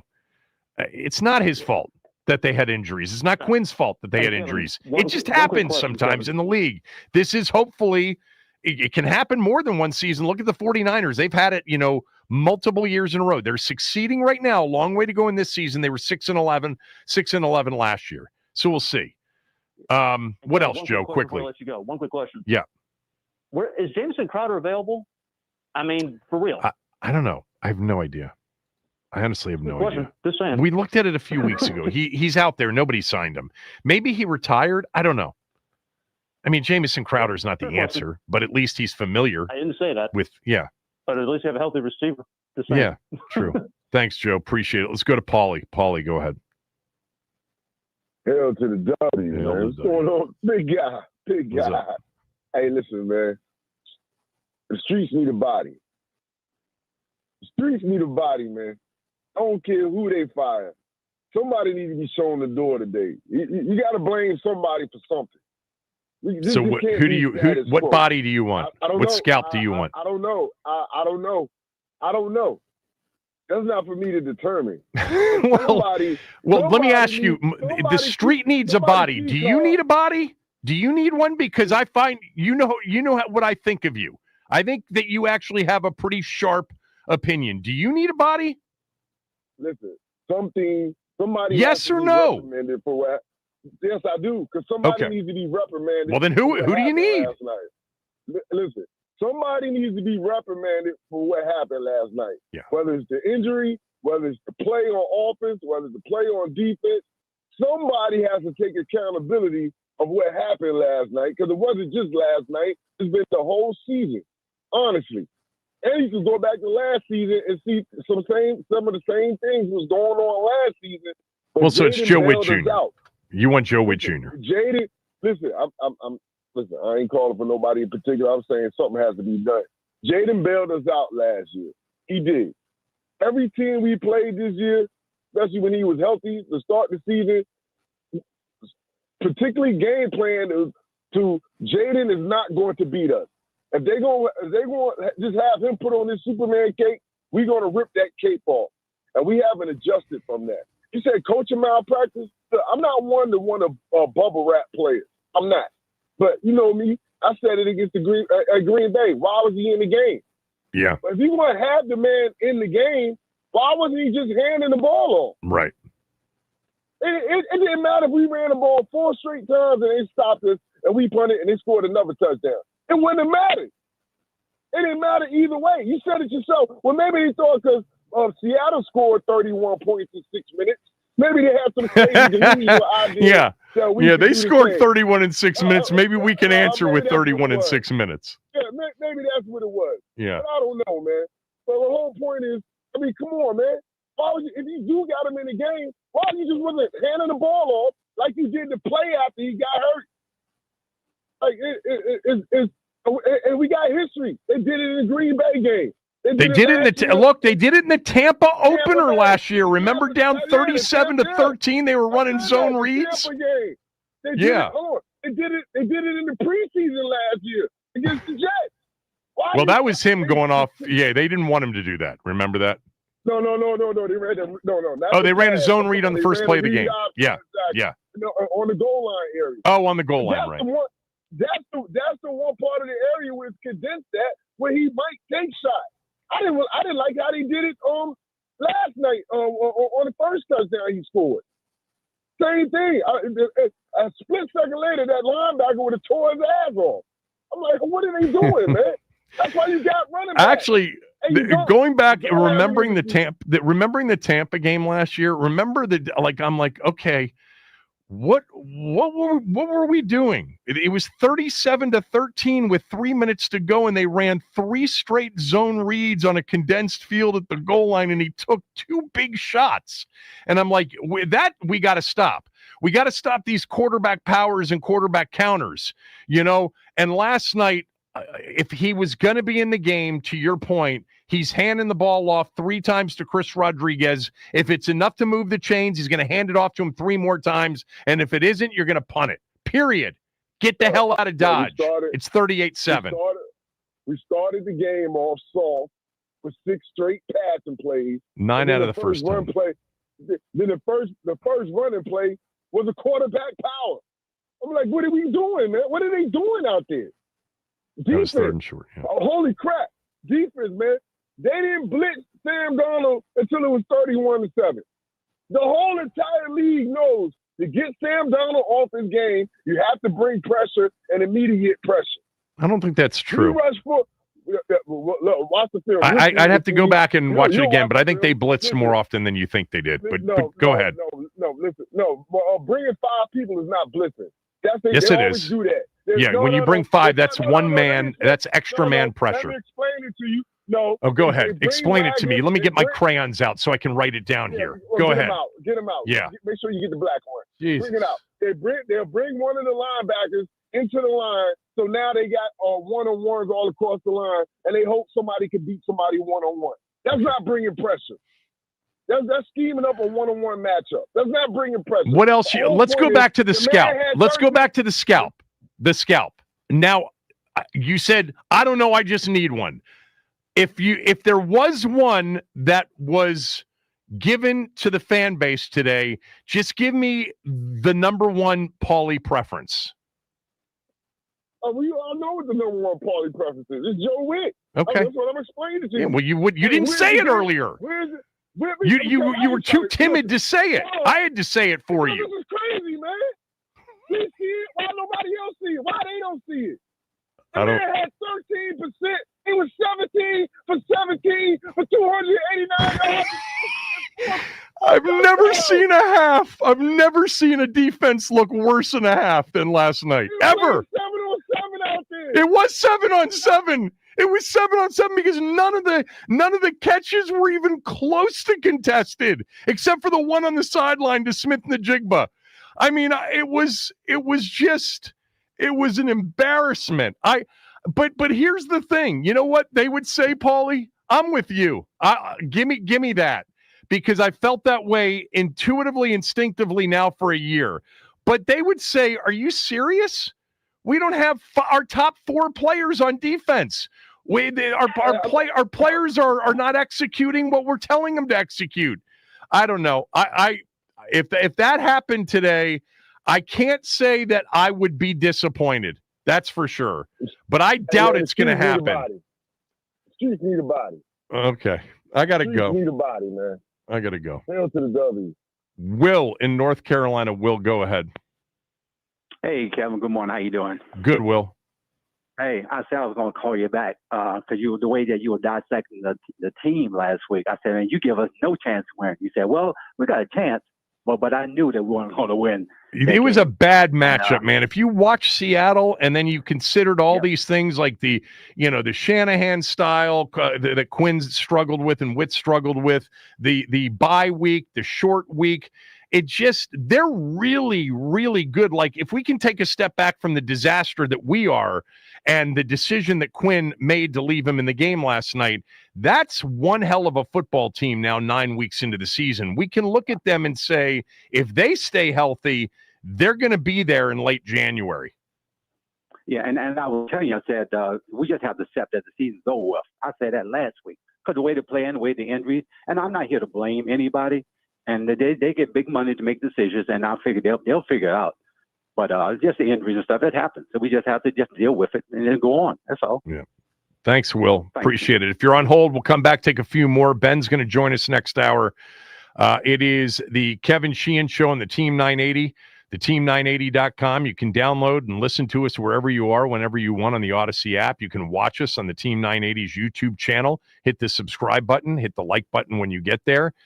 This particular segment brought to you by IHOP, introducing the IHOP value menu, where all your breakfast faves are just $6 each every day. Where else can you get a big filling sit-down breakfast for just $6? Go to your happy plates with the $6 IHOP value menu, available every day at IHOP, $7 in some locations.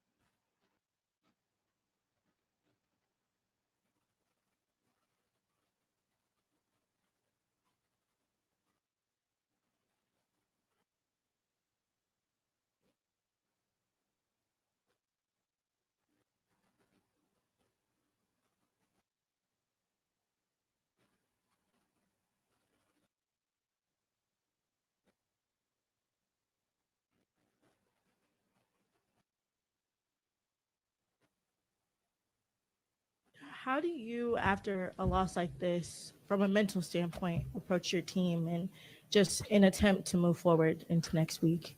Yeah, I try to be really consistent with them. They're upset. They're like all the normal emotions that go with that. Starts with me as in terms of giving them the right plan, and then up for them on the performance side to say, what do we need to do differently? What do we need to do the same? And so we'll be very complete in the assessment and then find our ways to dig ourselves out because, like tonight, we couldn't be more disappointed in the performance we, did tonight for our fans and the environment that was set up for us to play well here tonight. And so when you miss it, you got to go fix it. And that's where we are tonight. No other way to say it. Dan Quinn, after last night, let's try to get some more of you in here before we get to Ben. Matthew in New Jersey, you've been on hold for a while. I appreciate it. Go ahead, Matthew. Hey, thanks, Kevin. I was just going to bring up a couple of things. I know hindsight is 20/20, but if you go back to the 2024 offseason, we hired Dan Quinn, obviously, but we interviewed Mike McDonald for the head coaching job. He went to Seattle. We wanted to interview Ben Johnson. He ghosted Harris and AP. Kind of feels like we did settle on DQ a little bit. And I love DQ. He's a great guy, a good coach, but he's seemingly showing some Ron Rivera-like qualities of maybe getting left behind and that teams have him figured out, or at least his defense figured out.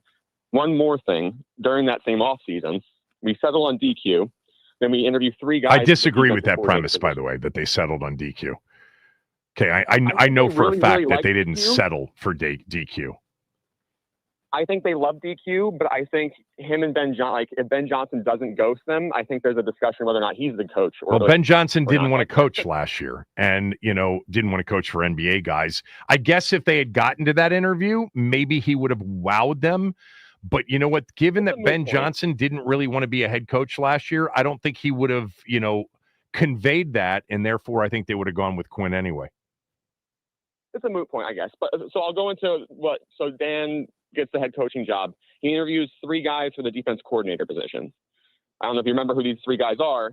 One was Al Harris, who worked with him in Dallas as well. He's now the defensive passing game coordinator for Chicago, who has the most turnovers in the league, and their secondary looks amazing.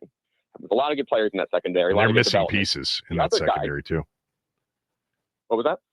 They're missing pieces in that secondary too, like their best corner, Jalen Johnson. Yeah, but they're seemingly developing a lot of their younger guys they have there. The other guy they interviewed is Aiden Dirty, who is the Seahawks defensive coordinator. Oh yeah, right. I don't remember them interviewing him. I don't remember that. I remember Al Harris. So go ahead. You don't like that he hired Joe Witt Jr. Yeah. Obviously, I don't. Joe Witt Jr.'s only other claim to fame before coming to Washington was he was a defensive passing game coordinator for the 2019 Browns, who finished like 6-10 and were 22nd in the league in defense and passing defense. Like, would you agree though? I agree with you on that, and I've not, I'm fine with that. But would you agree that overall the coaching staff that he did hire was pretty first rate in terms of the experience that they hired? I would say yes. I would definitely agree with that. But the thing is you need to have a good defense if you have Jayden at quarterback. Like, you need to protect him, which I think AP did a really good job with addressing that. Like, we have, a lot of pieces on the offensive line. It's maybe the only place in the roster where there's actually pieces that would start on other teams.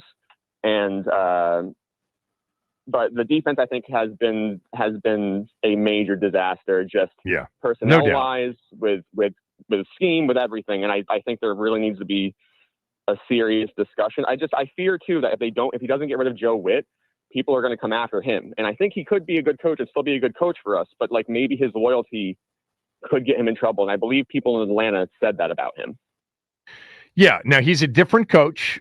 He's not, hands-on with any aspect of the team, specifically defense, like he was in Atlanta. And to date, he is 17-11, 2-1 in the postseason with an NFC championship trip in his one full season as our coach. So, that alone, the results alone, I think there would be a level of insanity to suggest that they move on from him. And I'm not saying that that's what you've suggested, but you seem to think that Quinn was a second-tier hire.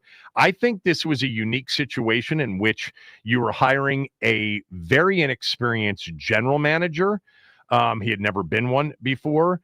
and you needed to bring in culture changes to an organization that was absolutely a mess culturally. And you had no chance of attracting the kind of coaching staff that he attracted, the Anthony Lynn's, the Bobby Johnsons, et cetera, of the world without Quinn. But is it possible we're going to look back and say they should have hired McDonald? They should have hired Ben Johnson? Maybe. I was in favor of an offensive-minded coach during the search. But again, I know that Quinn was near or at the top of their list from the moment they had the first Zoom call. And anybody that suggests otherwise has not talked to ownership, okay, and the people that were in the in that particular mode during those days. Is it possible had Ben Johnson taken the meeting, he would have fallen in love with Harris and fallen in love with Peters and would have convinced them, no, you got to go me? Maybe. It's possible. But I think with Peters, I think that executive search committee that they put together, I think they went with the first-time GM, but they wanted a culture change, and they thought that would come from somebody like Dan Quinn. Those of you who I did not get to, we'll try to open calls back up at the end of the show. Okay, so roughly 12:40, 12:45, something like that. Sorry, appreciate you waiting, but we got to get to Ben Standig. We'll do that next.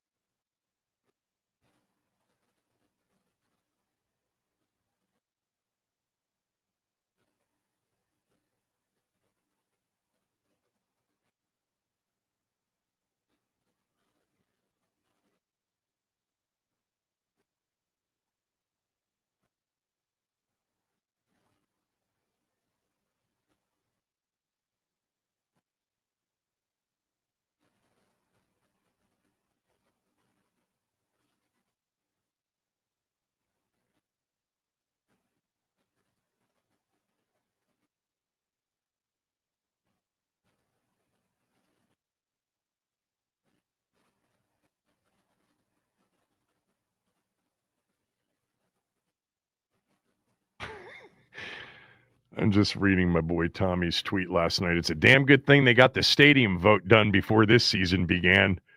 Yeah, maybe. Maybe there was a lot of momentum off of last year to get a lot of things done. Ben Standig's with us right now, as he is every Monday and Friday. At Ben Standig on X on Twitter. Ben writes a Substack column and has a podcast called, both of them are called, Last Man Standig.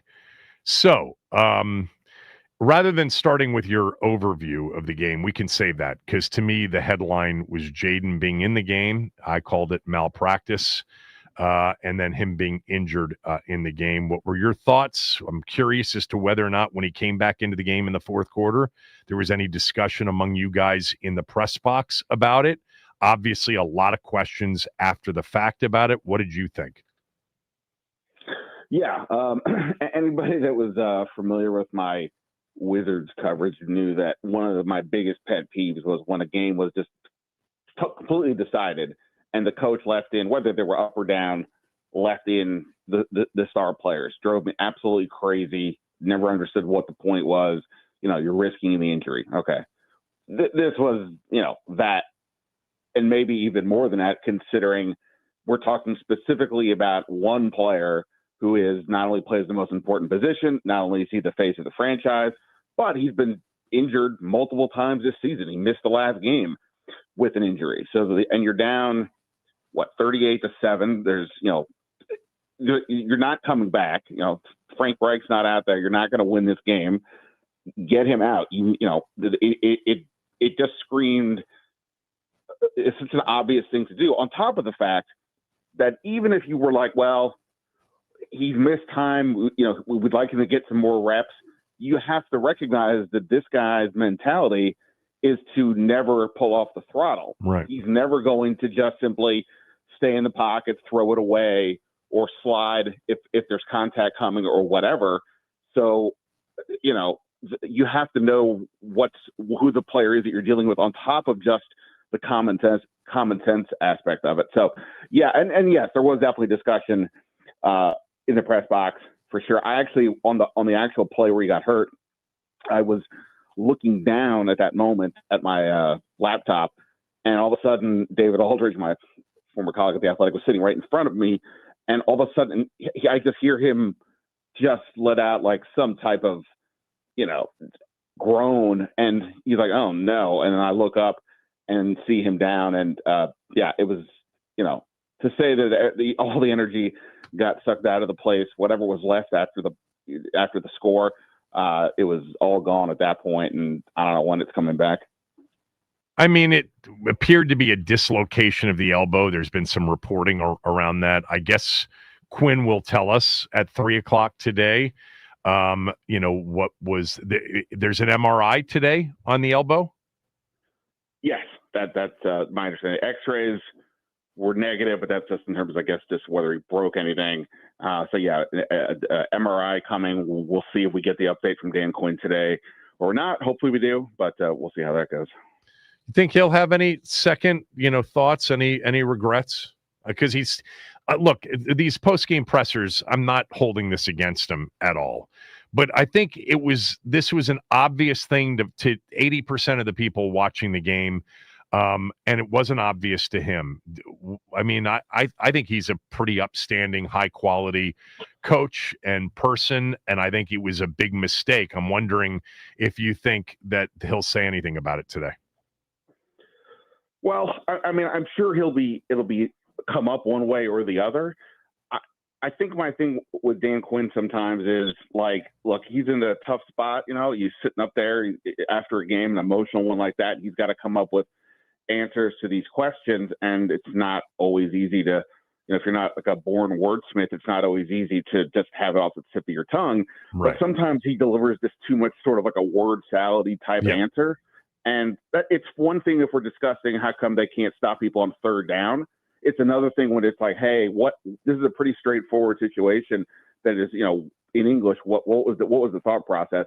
He didn't really give much of an answer on that. No. So I'm hoping at least he comes up with a little more than that. Like, why did you decide to keep him in? And it's also notable that the previous drive before this one where they were trying to score, they had the ball at midfield and punted. Now, it doesn't make it doesn't necessarily, one does not automatically go with the other, but if you're keeping him in, it was like 4th and 16 or something like that. But yes, the ball was at midfield, sure. And if you're still trying to keep your guys in there and give it the old college try, why don't you go for it on 4th and 15 or whatever it was at midfield? Sure. Right. Exactly. Yeah. I mean, again, it's a he went for a 4th and 17 earlier, right? Where Jayden ran and was 10 yards short. Right. I mean, down in distance when you're down by 30 points does not matter anymore, right? Yeah. Okay. So I would hope he says something along those lines as to what the thought process was for keeping him in there. But obviously, I'm sure he feels terrible that it unfolded the way that it did. Hopefully, awful. Again, he said gutted. Yeah. No, I mean, of course. I mean, it was. I mean, it was hard. It was hard to see. Hopefully they get some reasonably good news on the injury, whatever that might mean for this particular one. I'm researching dislocated elbows right now myself, but yeah, I mean, hopefully whatever that is, it's not something that's going to be, too damaging long term, at least. And it was a non-throwing shoulder or elbow and all that. But, regardless, he's going to be out for a while. And, yeah, it's something that should have been, it doesn't feel like this is Monday morning quarterbacking to say this should have been avoided. I don't think that's no. I think many people, and I conclude myself. This was not a second guess; it was a first guess. And it was just one of those things where, like, I get the answer when we hear, "Hey, these guys are competitors. We're fighting our asses off. We're trying to accomplish things you don't even understand." Fine. The context of everything about this game, going into it, during it, was it's so skewed in favor of protecting first if the game is over, and the game was way over. Never in the history of the league has anybody come back with 7.5 minutes to go down by 31 points. Like, it was a mistake, period. There's literally no other answer to this. It was a mistake. And it sucks. It's too bad. I was thinking about something, and I was texting back and forth with a friend of mine, and he said, I think this is the worst, run of injuries the franchise has ever had in a season. And I said, 2017 was really bad. I remember that season. But to his point, and to the point you and I have made for the last couple of weeks, it's not just, the injury bug. It's that all of their biggest and most important contributors and players are the ones getting injured.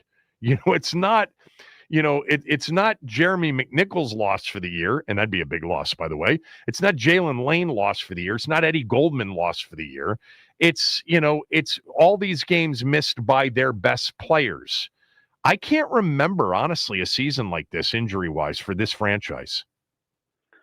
Well, I mean, just to look at the offense, right? The starting quarterback, the starting running back, the top receiver, all out for, some length of time. At a minimum, McLaurin's missed 5 games. Jayden will miss more than that, it appears, and Eckler's out for the season. That alone is a nightmare. On defense, I mean, if we get to this game, one thing is like the defense has just been missing now so many guys up front because they've had all these injuries to the defensive ends, including their sack leader, Dorrance Armstrong, that they're having to play players out of position, put them in roles that they're not necessarily best at, and that's a cascading effect on the whole defense and leading to all these problems. So, it is insane how this is working. I mean, just even like last night, I mean, just, every time we get an update that somebody's being evaluated for something, you're just like, you've got to be kidding me here. Right. And it's not, Percy Butler on special teams, due respect. It's Lattimore, it's Amos, it's Quan Martin. It's like starters after starters. All right. Well, to the game. We've, discussed the Jayden injury and our thoughts on that. The game itself, have you ever seen a first half defensively like the one Washington had last night? Yes, but I was playing Xbox at the time. Yeah. So, no. Boy, I mean, that was, what was it? Like, I think like 2 weeks ago. It was after the Dallas game, and Dan Quinn made a comment about, you'll see a better defense or will be improved or whatever. And you and I discussed, like, what does that really even mean? Right. Like, the fact that it's regressed dramatically from that even. I mean, this was the worst performance they've had this year. Not saying something considering that is saying something, but I agree. Considering, some of the lopsided stories. I mean, just to realize, like, they've lost their last 3 games by at least 21 points in a row. Feels like the end of the 2023 season's coming. Right. I mean, when Quinn made some comment about, we like sort of that we lost this and we made our, we did this to ourselves. Nah, you can't just say it like that as if, like, you muffed the punt or had too many penalties.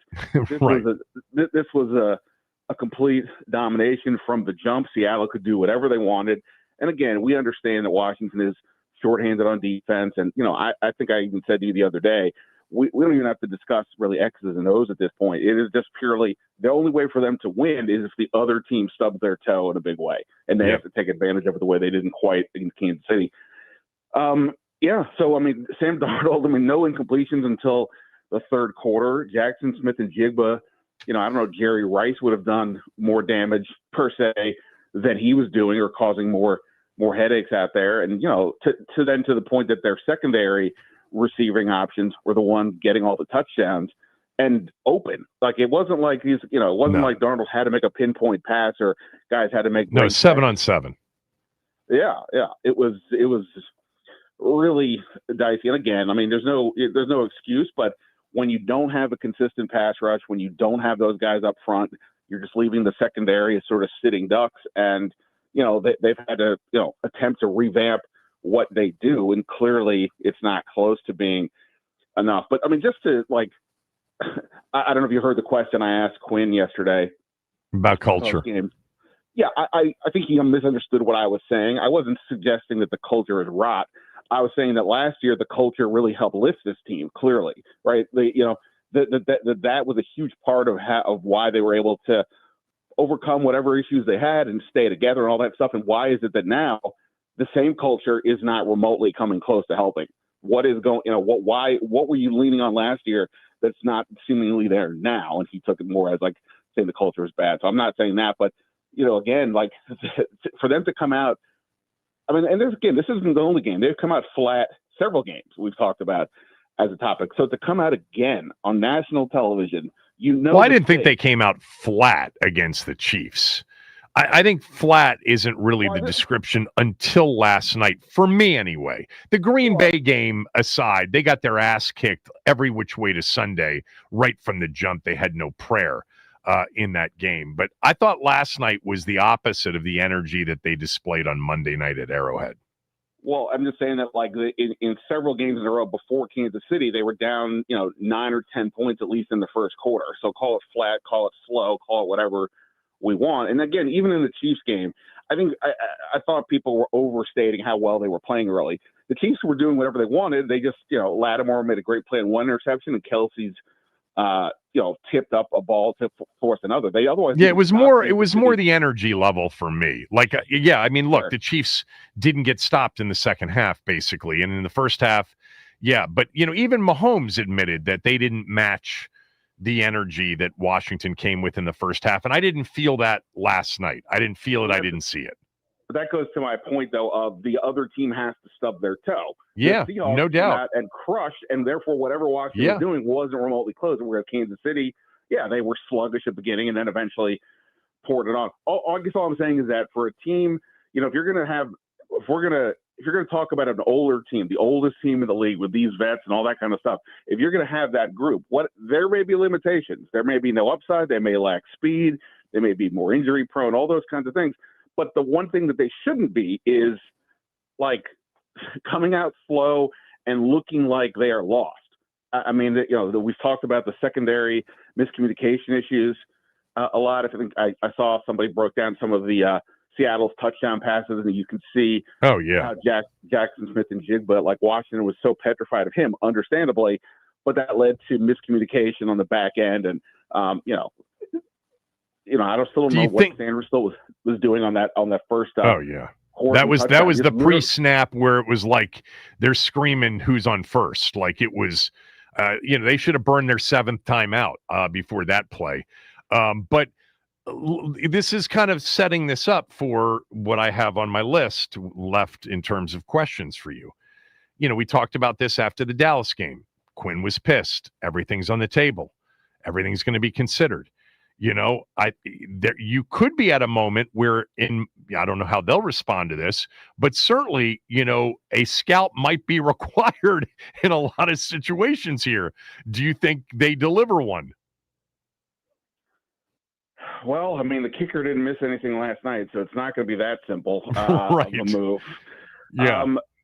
Look, obviously, when you're at this point, is this low for where this team was expecting to be, to what you just said, anything should be on the table. I think the fact that, Joe Witt's his guy, if we're looking in that direction, you know, his guy from Dallas. I just don't know that Dan Quinn's going to make that kind of a move. Does he declare he's going to be even more involved with play calling? Maybe, but like that's not a scout. That's just a change.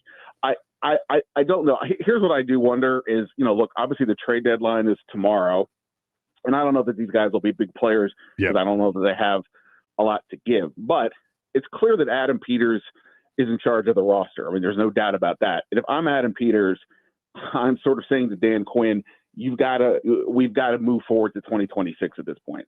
Like whatever that means for you, whether that is changes with the staff or whether that's changes in the lineup, it can't just be we're trying to figure out how to plug a hole here and move on. That ship has sailed. I mean, technically, sure, if they beat the Lions next week, which seems, I don't know how that's happening, but okay, let's just say they do that, and then they go to Madrid and beat Miami, who's, you know, obviously one of the worst teams in the league, then they're back in the mix. But to sit here realistically and think that, it's not realistic at all. I just don't see how that's remotely conceivable. You know, so they've got to move. To me, whether that's if changes need to be made for the future, then do that. If it's just about placating the moment, I don't really care. I mean, if people get upset because nobody gets canned, so be it. The moves need to be forward thinking. Is right. No, I'm with you. And I think with respect to the deadline, you know, people may want moves made, but there may not be a lot that people are interested in. And if they are interested in it, it might be uninjured reserve already or banged up already. Yeah. I don't know. The one thing, like, you know, obviously people have been getting more and more frustrated as the last few weeks have gone on. I'll be honest, like, you know, people subscribe to my Substack. Some people occasionally bail out. A couple people, when they bail out, you know, there's a place that says, why are you leaving? And fortunately, I guess on some level, they're not saying because the site sucks. They have literally said, including one this morning, said, I can't stand reading about this team right now. I'll come back in the off season. And this thing, like, the one thing I would tell people is, no matter how frustrating it is, there's always five. All that really matters in the bigger picture sense is five. Is he improving? Is he healthy? These type of things. As long as he's out in the field, even if the losses keep piling up, hang in there because this is what matters big time. And now that that's gone, boy, I don't really have much to sell right now, other than just to discuss where this is going. But in terms of this season, boy, I don't know what there is to really get excited about now. Yeah. Hard to generate it. But they are going to play the games. And by the time we get to kickoff Sunday, 4:25, you know, who knows? I am going to be very interested to see if the injury is like, let's just say a 3 to 4 week or a 4 to 5 week injury, you know, what they would do with him when he gets back. You know, it would depend on the standings for sure. But if theoretically they were in it, it would have been because Marcus Mariota played pretty well at that point. But you know, I'm not counting on that. Well, and I think he'll play well. He'll play fine. It'll be a professional effort. What else?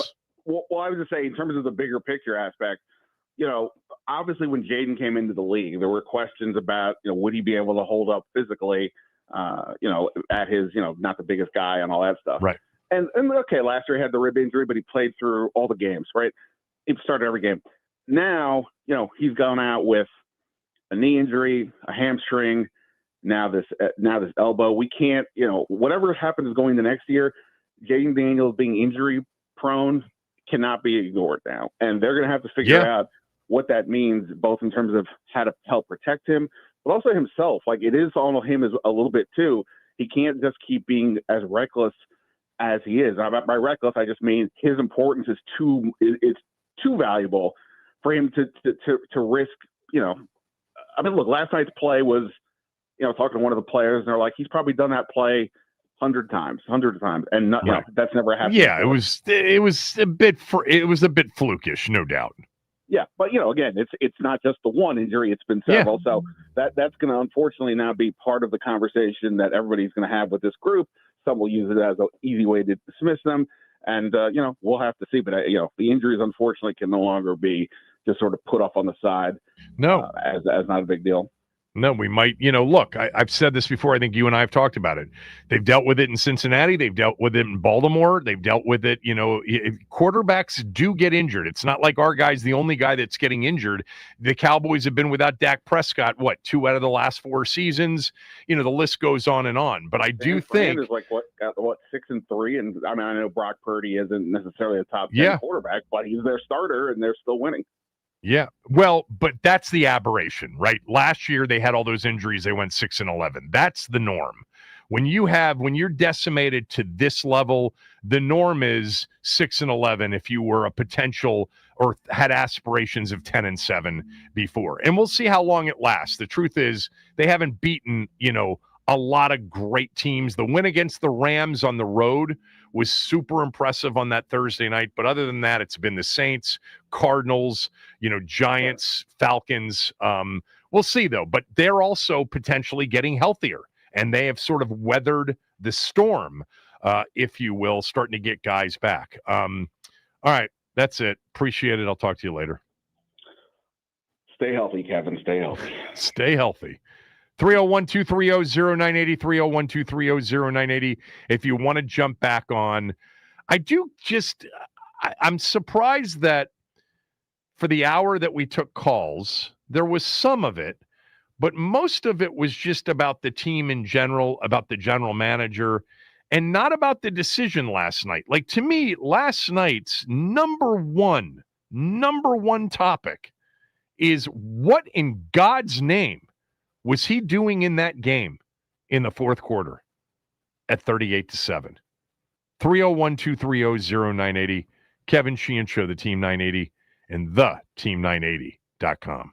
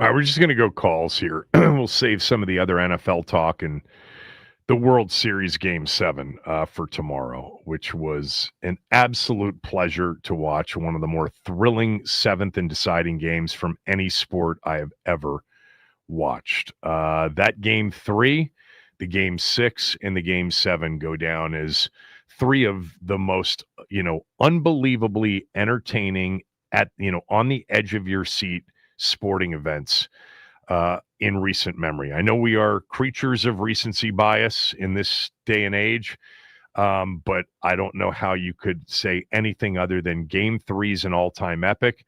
Game 6 was incredibly dramatic, and Game 7 was phenomenal. And Yamamoto's performance in that seventh and deciding game after pitching in Game 6 was beyond heroic and beyond excellent. All time. The whole postseason was great. My God, the World Series was phenomenal. I was kind of rooting for the Blue Jays there at the end, but there was also the possibility that game could keep on going, so I wanted to see what would happen if it kept on going. Amazing. Max Scherzer, by the way, outstanding as the Game 7 starter for Toronto in that game. God, it was good. But we'll save, maybe I just did the World Series talk, but we'll save that and a lot of the other stuff from this weekend for tomorrow's show. Today is a day for venting, reaction to, I think, and again, for those just tuning in, this is my number one from last night. I like Dan Quinn. I think Dan Quinn's a good coach. I think he made a terrible mistake last night. I think it was malpractice. I tweeted it out at the beginning of the fourth quarter when he came back in. I tweeted out that he needs to sit, that this pressure rate, that this limitation with what I referred to in the moment of emotion in tweeting at the beginning of the fourth quarter, sort of a JV, group of receivers, that it was time to call it a night, which I thought was coming because I thought it was so obvious that it was coming. Putting him back out there was a dereliction of duty. It was negligence. This is your number one asset. He is your franchise quarterback.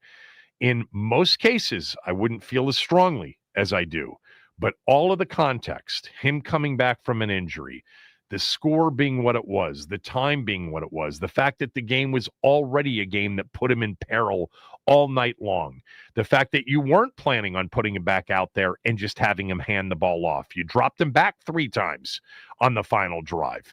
And it just, people make mistakes. This was undoubtedly a coaching error by Dan Quinn. And I hate that it happened to him because I know that he is a good, high-quality person, coach, etc. He made a terrible mistake not pulling his starting quarterback. But, as some of you pointed out, they didn't do it in the Green Bay game. Now, the Green Bay game was not 31 points, in the fourth quarter. Let's keep that in mind. Okay, it was not a 31-point deficit. It was 27-10. The Tampa game last year, to me, was the biggest head scratcher. And I came in here the next day saying, what are you people doing? It was 37-13 with 2 minutes, 3 minutes to go in the game. It is long over. And they're running him on read options at the goal line on a condensed field, and he's taking a battering. So they've got some, real conversations about this guy who is an elite level talent. He's a franchise quarterback, and he's also the number one concern that many of us had coming in. He could be prone to injury. You can't have him get injured in a game that he shouldn't be playing in. Come on. Put him at risk in situations in which the juice is worth the squeeze. There was no juice last night from squeezing, none to be had. It was a preseason game in the fourth quarter, for crying out loud. Seattle was pulling starters. Mike in Ashburn, go ahead. Hey, Kevin, how's it going? Good, Mike. I played on some great high school teams at T.C. Williams in Alexandria. Wow, legendary. This is the worst because I'm watching the games, and I go back to George Allen's teams and Gibbs' teams, and you didn't see all these penalties. I mean, these guys, and if you look back at this season, I'm like, who's coaching these people? This is the worst coached team Redskin team I've ever watched. Oh, I mean, come on. That's not true. Penalties on the same drive. That's not true. We had Jim Zorn as a coach here.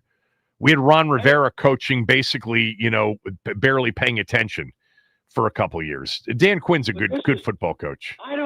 I just don't ever remember all these penalties. Well, they're up there. They're right now 8th in the league in penalties against. So yeah, the penalties on offense last night were devastating early. Not that this was the difference in the game. It was the difference in maybe a game being more competitive, but putting the defense that they put out there last night was never going to give you a chance to legitimately win I the had game. no confidence. Confidence was so low. I knew that. I said, they're going to get blown out again. And it's exactly what happened. I mean, I turned it off halftime, went to bed. And it's just so disappointing. But I say this to everybody I've talked to. Last year, 12-5 was not reality. They won the last 6 games on the last play of the game. If they would have split those, they would have been 9-8. Yeah, but that happens in the NFL. You do know that, especially when you have a player playing at a high level, right? But it was the opponents. It was the opponents that had something to do with it. But Kansas City last year won 9 games in the final minute, by 1 score. Thanks, Mike, for the call. By the way, on the penalty stats, because I just pulled them up. So Washington's 8th in penalties against, but in total flags for the year, they're 3rd in the league behind Jacksonville and Denver. Denver's been a highly penalized team. Let's go to Billy in Chantilly. Billy, go ahead, man. I think you're 15-1, 14-2, 16-0 is in trouble. Well, maybe 2026 if we get some new leadership in here. The number one thing to me that's reflected in this team is Jayden is an absolute unicorn, and there's no way we play in a championship game last year without Jayden. Right. And the talent level that he has is way beyond Cliff's capabilities as an offensive coordinator, and that's just impacted the whole team. That's the number one that's impacted the whole team? Yes. The entire organization has been overrun by overconfidence by the performance of the unicorn quarterback last year. That's what's going on right now. Okay. And so what you had here is from Josh cascading down to the general manager, cascading down to the head coach, a whole team has built all of its expectations from a general manager to a head coach to an offensive coordinator on the fact that their guy wears a cape. And that's what you're looking at right now. And Quinn has delegated way Well, then why too did they much trade of for the Tunsil? responsibility. Why He did they has draft delegated way Connerly? too much. Why did they trade for Debo? Why did they do any of those things if it was going to be all quarterback? They should have just invested exclusively on defense. Let me respond to that. Why did they not sign Sheehan? Well, because they He was liked on the Will Harris. championship team last year. Yeah. Why did they not sign Diami? Why did they not bring back Diami? He went to the championship last year. Yeah. Why didn't they not bring back Zacchaeus? He went to the championship last year. Right. Why? Well, I don't know why. I guess they thought that adding Debo to the mix of Terry and maybe, they had aspirations of a couple of other guys, maybe Luke. I mean, come on. Like, are we really going to sit here and say all off season we were devastated by losing Diami and Zacchaeus? What do you mean, come on? By the way, they did want Zacchaeus back. Just FYI, they did want Zacchaeus. Come on. I'm asking you a question. Did you hear my question? Observation about what's going on in this organization, which is putting too much on the guy with the cape. Okay, but let me ask my question to you again, because you mentioned Diami, why they let him go, Zacchaeus, why they let him go. Were we sitting here in the offseason going, oh my God, how did they let Diami Brown and Olamide Zacchaeus go? I didn't hear a lot of that. I'm not. I think the Diami thing maybe. Look, they wanted Zacchaeus. Zacchaeus just had a better option in Chicago. I think they wanted Zacchaeus. I think they wanted to bring Zacchaeus back. Kevin, I'm not a general manager and you're not a general manager. But if you want a guy and he gets a little bit more, you know what you do when you have a lot of cap space? You go sign him. And you know what you do with your number one wide receiver? You go sign him too and make sure he's in camp. And the entire identity of this team is on the guy with the cape, and it's not on Dan Quinn. And you're 100% right. Dan Quinn absolutely botched that. From my point of view, it was a fireable offense. My brother and I, Chantilly 5, he quoted me in the third quarter, get the stretcher warmed up for Jayden. Properly served, I would add to that. This team has no identity. Dan Quinn's identity has been delegated to the defensive coordinator and the offensive coordinator. Neither of those sides of the ball look anything what a Dan Quinn football team should look like. Okay. What should it look like again? Mess. It's a big mess right now. You've got a unicorn and quarterback, and you've got an organization from Josh down that doesn't know how to maximize the talent to bring in championships and championship level players and championship level coaching around that player. And you think that after 9 games when they've been basically the most injured team in terms of starters and contributors in the league? Did we lose Billy? He vanished. Billy, he decided his call was over. Vanished. Let's go to Ivan because Ivan was on hold for a while before. Ivan, go ahead. Hey, Kevin, what's up, man? I'm going to echo a little bit of what Billy said. We've had exactly one half of competitive football, competitive playoff-type football for the season. And we should, by now, have seen glimpses of what of what Dan Quinn, what one of his teams should look like. And I just don't see it. I don't see an identity. Kevin, I emailed you once before the game, and I regret it a little bit, but I said, Kevin, I fear, even if healthy next week for Seattle, there may come a time this season when Jayden may be shut down before the season is over. And the reason I said that was not just for the possibility of injury, but also because our record would be so pathetic that we'd be playing for next year's draft. Kevin, You got 5 years to spend when your franchise quarterback is on a rookie contract rather. And this year was squandered. This was far from a Super Bowl roster. And I agree with what's his name said, but next year's planning should start today. Number 5 is your franchise quarterback, but your identity should be defense, which is what Dan Quinn supposedly is supposed to be all about. But our identity should that's be that's going to take more than one complete off season to fix. That's right, for but sure. Kevin, you made a comment, and I hope I misunderstood you. You said that they were not spending because they had Jayden's contract in the future in mind. Well, that's sort of like you're not going to spend now. They did spend 5 years from now. That's ridiculous. Ivan, they did spend. And not only did they spend, they invested via trade for one of the best pass blocking tackles, which was an investment in Jayden. They're going to have to pay him, by the way, in the offseason. And I think I would recommend them paying Laramie Tunsil. He's been really good for them. They need him, I think, moving forward. They took their first-round pick and drafted an offensive lineman. On defense, they went super big. And they overpaid. I think we all felt that. Javon Kinlaw, who, by the way, has turned out to be maybe their best acquisition in the offseason. And, the thing you look back on here at this point is they botched the kicker situation over and over again, and they clearly botched the Lattimore trade, okay? Kevin, not everybody was against the Lattimore trade, including yours truly, but that one looks terrible in hindsight. Kevin, they're not going to fire Dan Quinn because of the spate of injuries, and it's probably justified. But I think it's fair to consider if Dan Quinn was simply the beneficiary of a historic season by number 5. His head coaching record was 43-42 before Jayden Daniels. And my gripe is just a team is supposed to take on the character of the head coach. And right now, you don't see an identity. You don't see competitiveness on this team. I'm not going to disagree with you on that. I just don't know how you gain an identity when half your roster's basically, laid up. That's the part that I would just push back on. Because there's certainly, maybe you're right about this identity thing. I think they came in, they had a culture to change. I think they did a good job with it.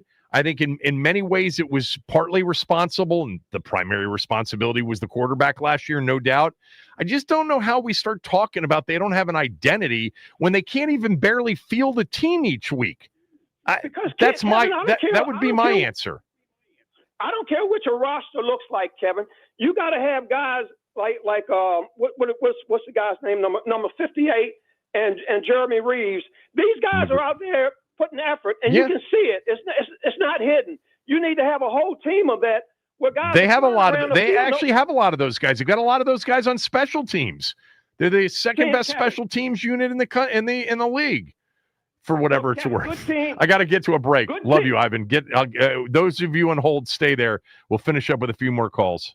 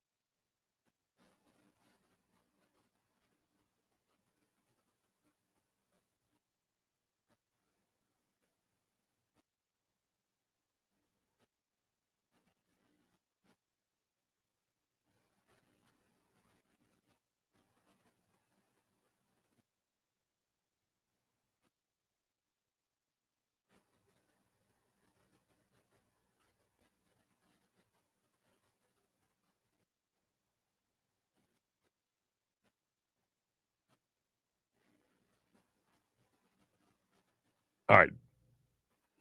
Real quickly, Window Nation's got a great deal going on right now for the month of November. It's the beginning of their end-of-year sale. You'll save big with 50% off all window styles, plus you could get 0% financing for 5 years. And Window Nation will include their professional one-day installation. Window Nation's proven quality windows are so good, you'll actually save money with lower utility bills. And they come with a lifetime warranty, which is important.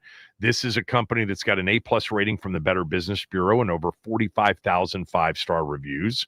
Don't miss out on 50% off and 0% interest for 5 years. This is their end-of-year sale. Take advantage of it. If you've been thinking about new windows, you can get those new windows in before the real cold air arrives. Sale ends soon. Visit windownation.com. Let's go to Philip. Philip, thanks for holding. Go ahead. Oh, thanks for taking the call. Yeah, sure. I have a couple of questions, not questions, but comments regarding the thinking in these games before, during the week.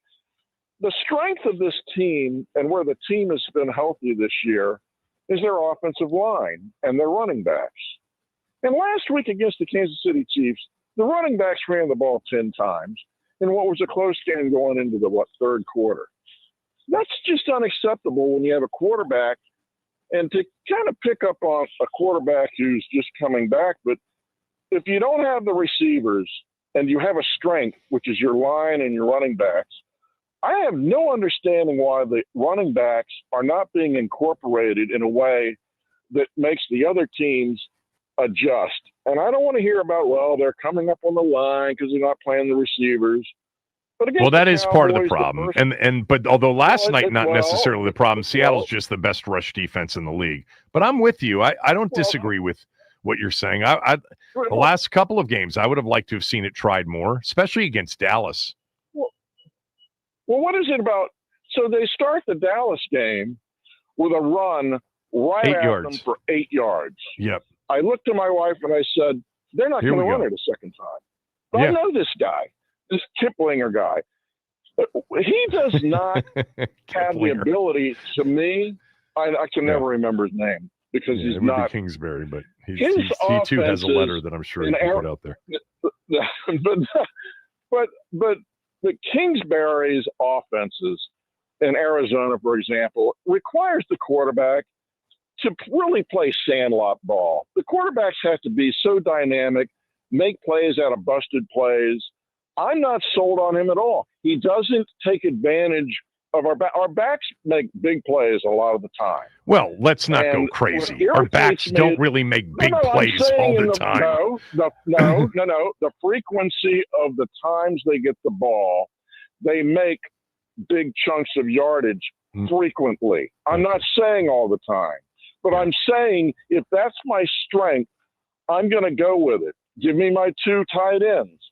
Don't sit there and start yesterday's game pass. I'm with you on yesterday's game. I am totally, Philip, with you on yesterday's game. I want to get a few more in here. I didn't get 9, called pass plays in the first 10. I know why they did it. They were probably, like, we're not going to run it against the number 1 rush defense in the league, but I would have tried. I actually want to see Rodriguez get more of those opportunities. Tony in DC's been on hold. Thanks, Tony. Go ahead. Hey, how are you, Kevin? Good, Tony. That was one of my points that I was going to bring up about Rodriguez because, the decisions you had said earlier today that, people were calling in and talking about the organization as a whole and not the decision to put Daniels in. And they seem like it all goes together. And I started questioning some of the trades we made. And it really last night, Brown, getting rid of putting people on the practice squad, getting rid of them, and they weren't that great, granted.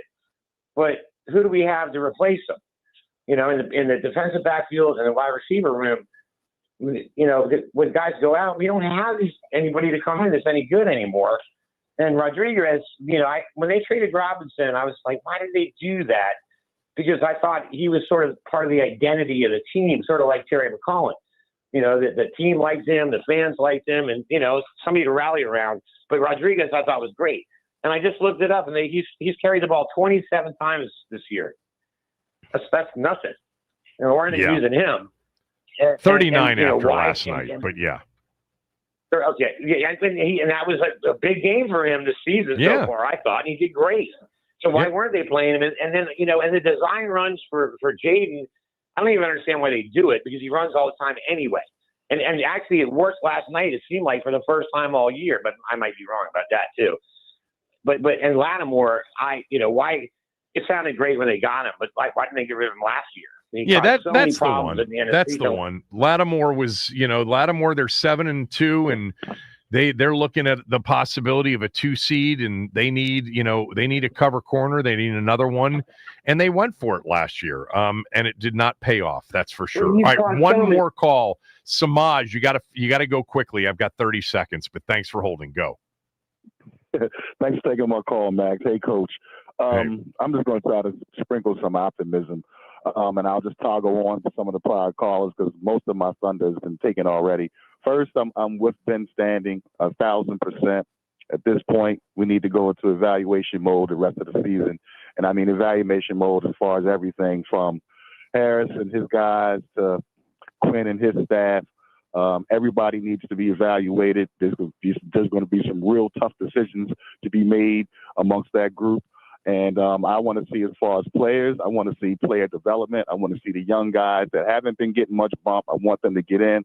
I want to evaluate who we got, who's worth keeping, what minimum trade value for whatever pieces that we have that are out there, and what we need to pinpoint and focus on as far as availability and draft.